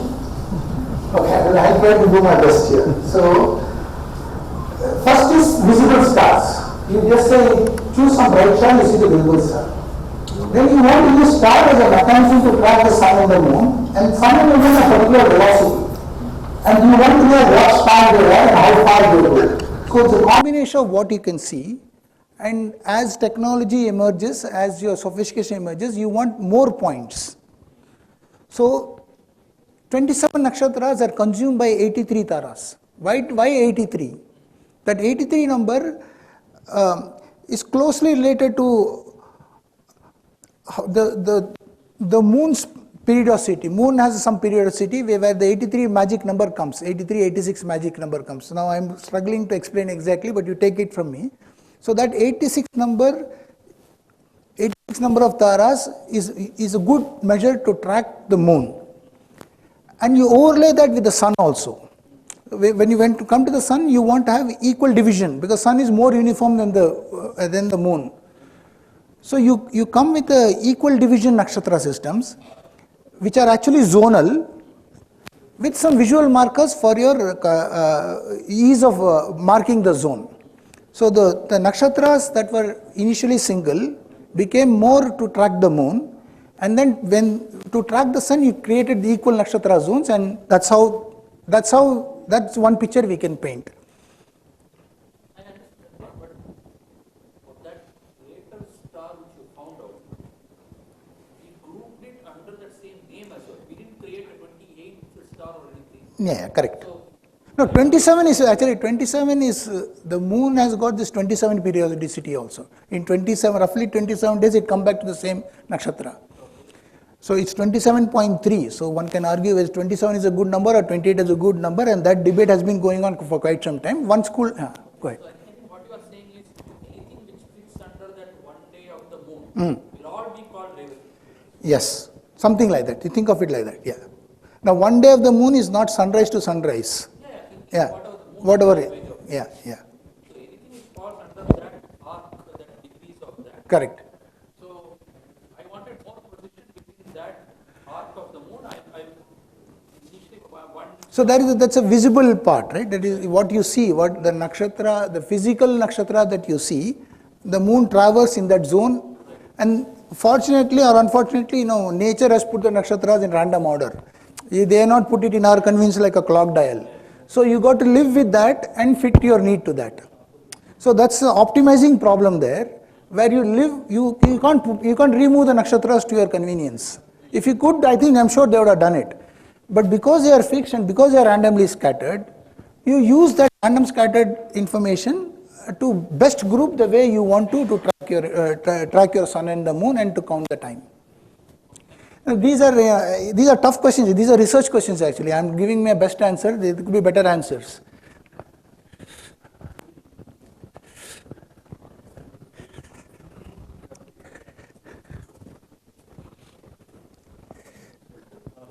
Yeah. Every year you will have 2 lunar eclipses every 6 months. No. I think one solar. I think one solar eclipse and one lunar eclipse. They come after 15 minutes. 15 days. After 15 days. But not necessarily visible. They will happen somewhere. Okay. They are not able to see either of them or every 6 monthly solar, lunar eclipse. But does it happen every 6 months? We just saw it. Yeah, it happens. They call that. It happens. That is, every 6 months, lunar eclipse every 6 months, repeating in power 6 or 7, repeating a cluster of 6 or 7 happens. First, some 6-7 years, it may happen, then there will be a gap. Correct. Then again, such period will come. Correct. I don't know how many of you were born in 1980. 1980? Born before? After, okay. Born after 1980, I can't raise my hand. Okay. Oh, so many of you. Oh, really? So I was in Bombay at that time, and that was my first experience of almost total solar eclipse. So this is kind of my tribute to that event.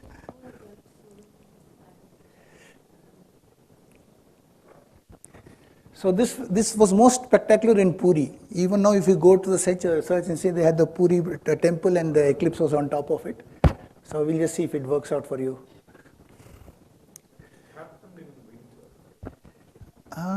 Good question. 16th February. February would be winter, yeah.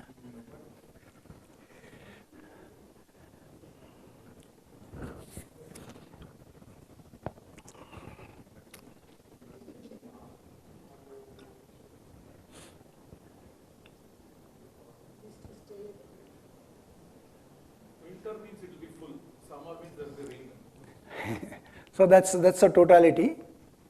That happened around 16 February around 2:15, and actually it became night, and then the moksham happened. So this is what happened in Puri, but I was in Bombay. So let's see. Hopefully it will take you to Bombay now. Pardon me? Unfortunately, you can go to Spain if you have money. It's a total solar eclipse actually, coming in Spain, yeah. So the same eclipse as seen from Bombay.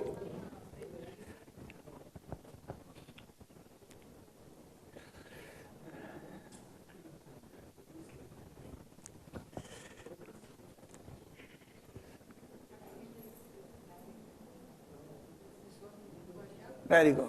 That's what we saw. Actually, this was enough to fool the birds. They all came back. So anything happens in summer, you have a ring? No. I don't know that information.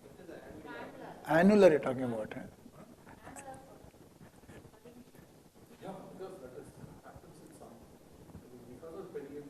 Actually, ring I saw in December in 2019 in Pudukkottai. So it's not summer. In winter also I saw the ring. Yeah. Because of that distance. Yeah, possible. Yeah. I see your point. Yeah. So, but the moon is more tricky there. Yeah. If you look at this is one point I want to touch upon. So because of this solar eclipse in Puri, Mercury and Venus were seen at an altitude they are not normally seen. You can't see Venus at 63 degree altitude, almost overhead. So Venus generally, by the time it's 41, sun drowns it. So both Mercury and Venus were visible during this eclipse at an altitude where they are not normally seen.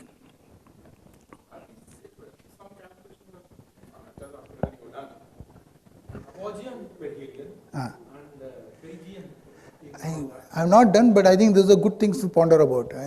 So this will basically, whether totality or annular, all those things will come into picture. I have not done it. Yeah. This total solar eclipse, for this historical period, have you tried any? I can look at that, sir. For Mahabharatam period, right? I saw, but Mahabharatam, I worry about the 13-day, that 13 days. 13-day one. See, there is a legend that killing of Jayadratha. Oh, Jayadratha. So that there was in the evening, everything becomes dark. So he raises his head, so Arjuna hits him. But then suddenly it becomes bright and see that it is. I'm not tried. I can, but still, People have discussed that. But we cannot. Beyond 1500 BC, I can't use any tools. There are no tools to calculate eclipses beyond. Within 1500 BC, we can say. The issue is being. Yeah. It's quite an aligned question in some of these. When did the full solar eclipse visible in the Kurukshetra? And they have tried to show that it is only about 1134 BC also. I can validate it. So I think anything after minus 1500 BC, I can validate it. I have not applied my mind. I can look into this. I just asked. Yes. Because these eclipses can be tried even with trees. Of course. So here goes the element of drama. It is more dramatic. Yeah, the drama is, we live for drama, sir. You live for knowledge. It will be on the 15th day, no? One question. Eclipses cannot be consistently calculated before 1500 BC. But if it was there, We can't tell. even if it shows something. But if you look for some other information, don't look for eclipse, don't look for seasons. Whatever that it is showing, it may be the later one also. Yeah. The one which was there. So it cannot be falsified. That is the problem. So you look for some other, don't look for eclipse, look for something else. Yes, sir. On the 15th day only, this when Amavasya day only, this solar eclipse will happen. Na? Okay. Yeah. So it cannot happen on the 13th day. There is some normal, there is a 13-day number is also there. That is before Amavasya eclipse happens. It's not that could be wrong. 14th day, it is possible, end of the 14th and some this mixing up can be there, but 13th is one day for every. So I could be wrong. Krishna land that way. Something like that. So I don't go there because I think it will break my logic, but I don't want to go there.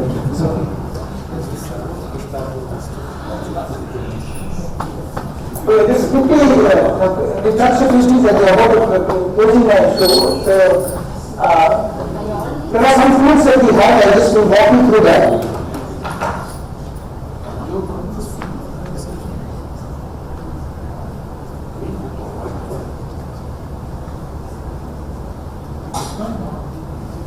So if you go to CE, this is our website. This is our website, and you can find our address in the contact area. And if you go there, our profile is there. If you go here, you can see the papers. there is, you can search in Google also, but sometimes it's conveniently available here. And if you go here, these are the places we are finding a lot of papers here. You can, about 2,000 papers by, about 500 papers from our group and 2,000 papers in the related area of astronomy or archaeology. Stupidity is not a laughing matter. That is Vanija's paper. So Vanija's published articles, those things are there. Yeah. It's a short story. Yeah.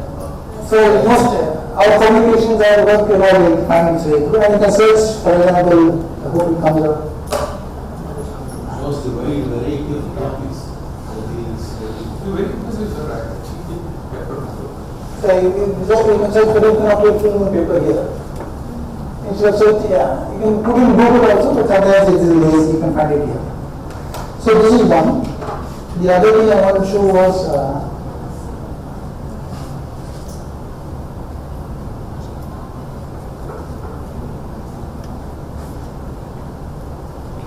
this is many ad hoc Unicode text documents are here. So suppose I go search for Tīmirā, it tell me where it is. So we saw that Tīmirā there, it will come there, and it will tell you which it is in Brahmāṇḍa Purāṇa, and you can search in and around it also. You can search for 5-6 lines. And because there are modern tools now, you can say it is browser AI, and you select some.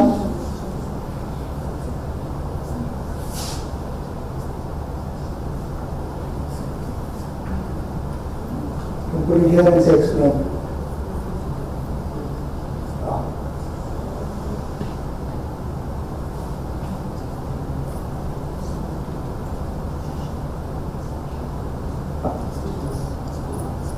So by okay, I need failed road in a moment.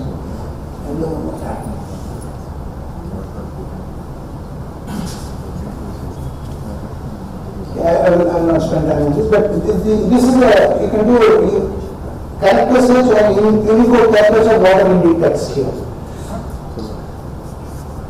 What is the underlying A framework? Pardon me? What is the underlying A framework? This AI is Google AI. Google C. No, yeah, Google has given now, if you do AI, every page that you see. Yeah. The search engine is ours, text search engine is ours, but the smart set is Google's. Pardon?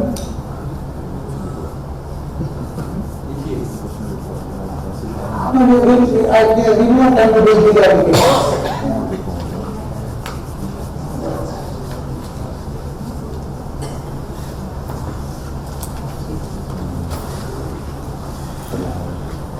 So the text search is called Sañcaya, then the paper search is called Kṛttikā. Both of them are available in their website. Beyond that, you can use Google to do all these things. Let me see if this is something that you are available.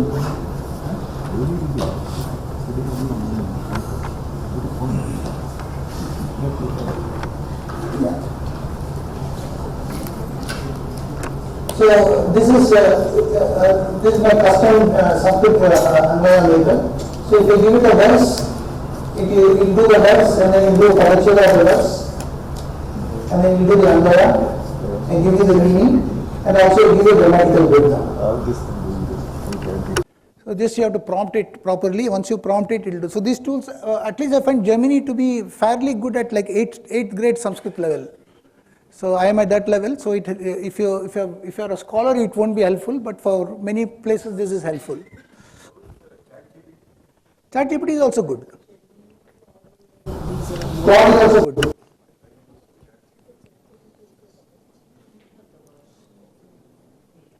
So all I want to say is, you can do Katapayadi decoding, you can do other things also, but always verify. So don't trust the tool.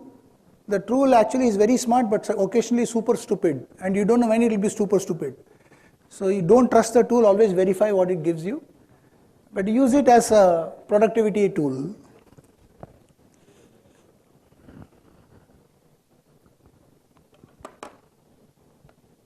Just last one, I'll just. So these are the source code of the various scripts that various videos that played the sun swing and all those things. So for example, if you look at the sun swing, this is the Stellarium code that somebody asked for. Stellarium code. This is a Stellarium code. This is a Stellarium code that did the sun swing. Then all the other code is also here. For those who are interested, you can see this. And anyway, I think if you use AI tools, if you put an AI tool to this, it'll understand and explain it to you. You don't even need me. It'll tell you what it is, and you can ask the tool to write code. It'll write the code for you. But anyway, I put this in our website. So any demo that was there, its source code is available for you to peruse and build on top of it. Yeah, I think with that I will end my talk. Any questions? I'm happy to answer. Thank you.